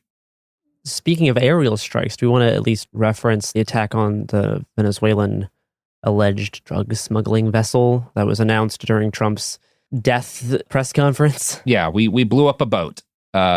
We did it. A boat in international waters that was claimed to be a Tren de Agua, which is a Venezuelan kind of analogous to a cartel, organized criminal organization. One of the biggest boogeymans of the second Trump term. Yes. Their primary, like, Latin American boogeyman. And yeah, we blew them up. The administration is claiming it was, you know, filled with fentanyl or whatever. I don't believe there is, as of yet, any independent evidence that this boat was in any way affiliated with Tren de Agua or carrying drugs or headed to the United States. We simply don't know. A lot of times, like just the way that Tren de Agua works, this is not like the Sinaloa cartel. This is not a cartel that has a massive degree of international capacity that extends to the United States. Like there's even significant debate as to how much they are extended into other parts of Latin America. They've had like really limited success expanding into Colombia because different insurgent groups like the FARC and the ELN have provided a significant countervailing force to them.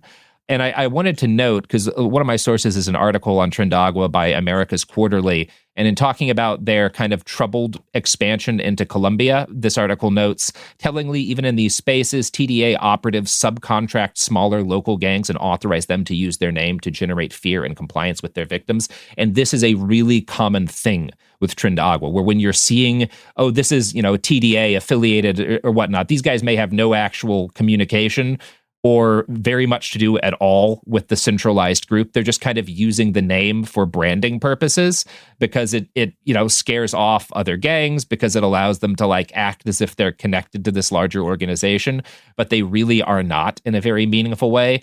In the same way, you'll see a lot of articles that'll be talking about like, these are Tren de Agua tattoos. Like none of them are actual like tattoos affiliated with the group. this is like largely nonsense because Trindagua doesn't have a tattoo tradition, per the people who are actually experts on Trindagua. There's a lot of good articles, particularly in Insight Crime, Jeremy McDermott being one of the authors that have tried to bust a lot of these myths about TDA. We'll be doing more coverage on them in the future, but like, yeah, that's kind of the situation. Speaking of international shipments. Oh boy.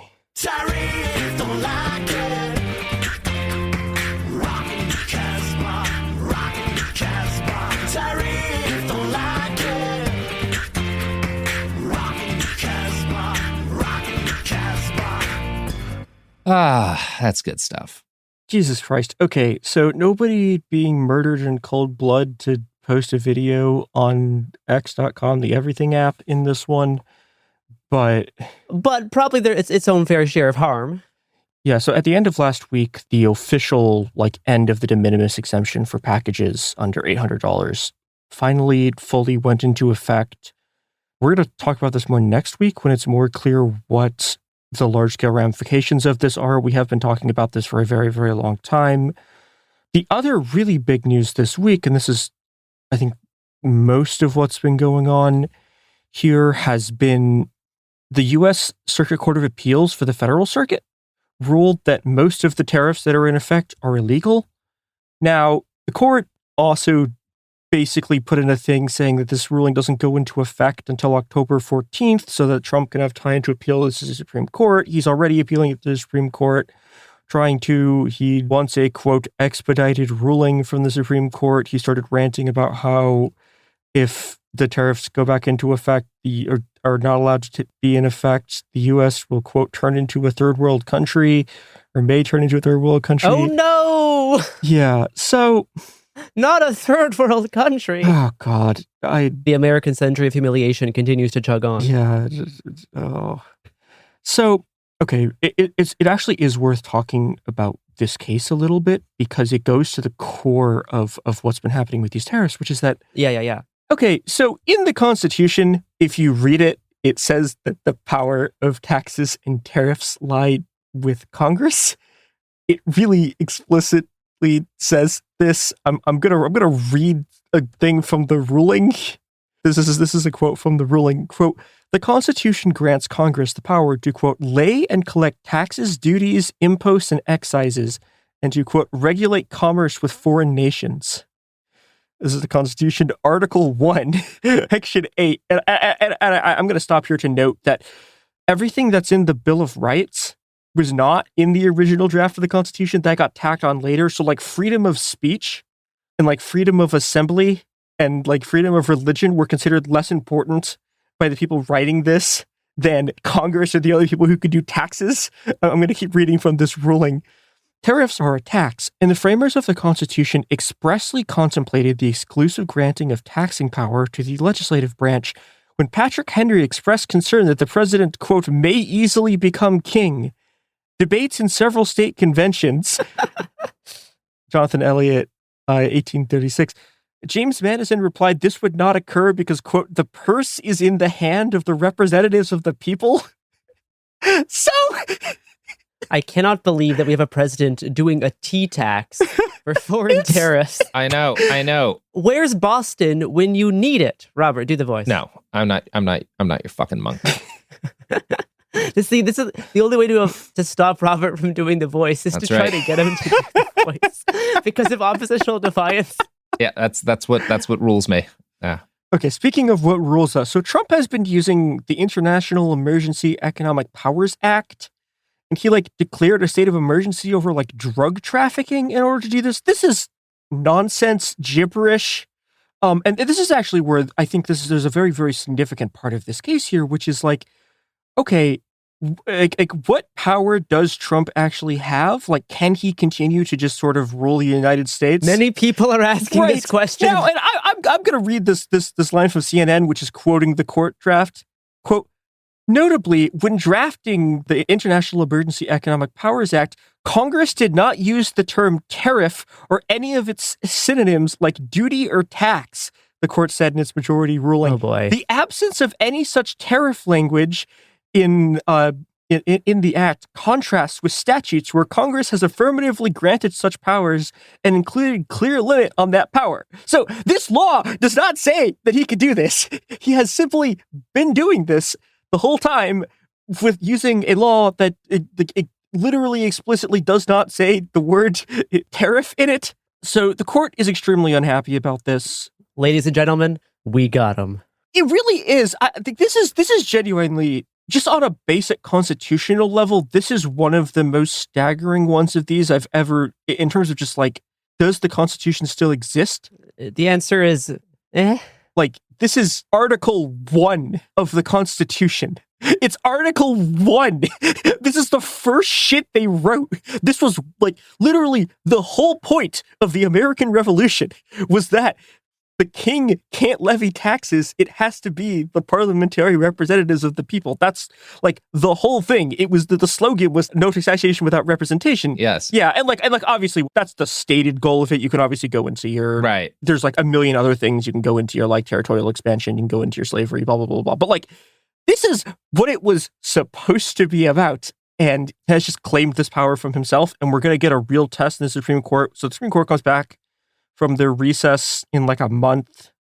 So we're going to probably get a real test on how far the Supreme Court is willing to let Trump just straight up rule by executive fiat.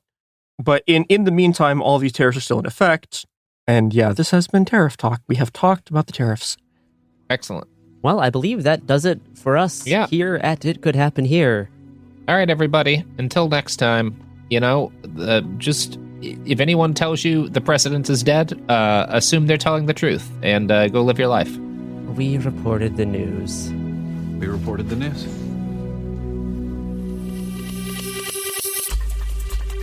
Hey, we'll be back Monday with more episodes every week from now until the heat death of the universe.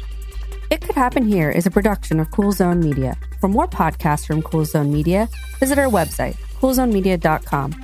Or check us out on the iHeartRadio app, Apple Podcasts, or wherever you listen to podcasts. You can now find sources for It Could Happen Here listed directly in episode descriptions. Thanks for listening. Life gets messy. Spills, stains, pet accidents, and kid chaos. But with Anabe, cleaning up is easy.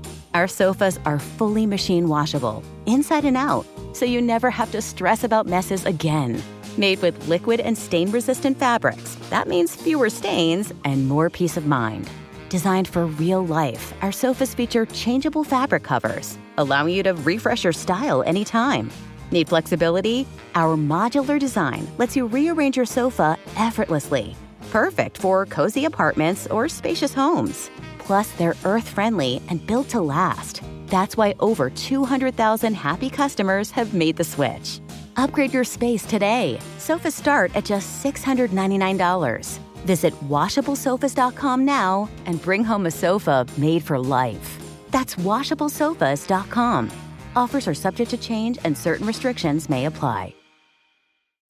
Flag football is exploding, and iFlag is leading the way. As the Guinness World Record holder, iFlag hosts premier flag football tournaments nationwide for boys, girls, high school girls, and adults. From first-time players to elite competitors, iFlag delivers top-level competition, unforgettable experiences, and a community built around the game. Ready to be part of it? Join the movement. Find your tournament and learn more at iflag.org. That's iflag.org.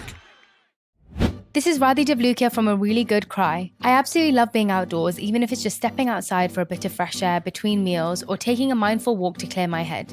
But the one thing that can really ruin that is when my feet feel cramped in my shoes. So I switched to ultra running, and honestly, it makes such a difference. What I love most is their signature Ultra Fit Comfort Balance Strength. They have this roomy toe box that lets my toes actually spread and move naturally, so I really appreciate that. And I feel more grounded and balanced with every single step. It's like my feet can finally do their job, using all those little muscles that make me feel stronger the more I move. Whether you are a marathon runner, beginner, or advanced, or just getting outside to train, Ultras have become my go-to for running and moving mindfully. They fit so well, they're so comfortable, and they just move with you. Shop now at ultrarunning.com and use my code CRY10 for 10% off. That's ALTRA running.com. Experience Ultra and stay out there. The new Chicken Bacon Ranch Street Chalupa is at Taco Bell. You can't get just one. Okay, so that's not like some marketing hyperbole. You literally can't get just one. They come in twos. So like, if you want just one, you're going to need to find a friend who loves slow roasted chicken, bacon, and avocado ranch sauce. Or a friend of a friend, or have an awkward conversation with a complete stranger to see if they're obsessed with chicken, bacon, and avocado ranch. Or you could just like eat them both because you're obsessed with slow roasted chicken, bacon. Okay, you get the idea. The new Chicken Bacon Ranch Street Chalupa is at Taco Bell. At participating Taco Bell U.S. locations for a limited time while supplies last. This is an iHeart podcast. Guaranteed human.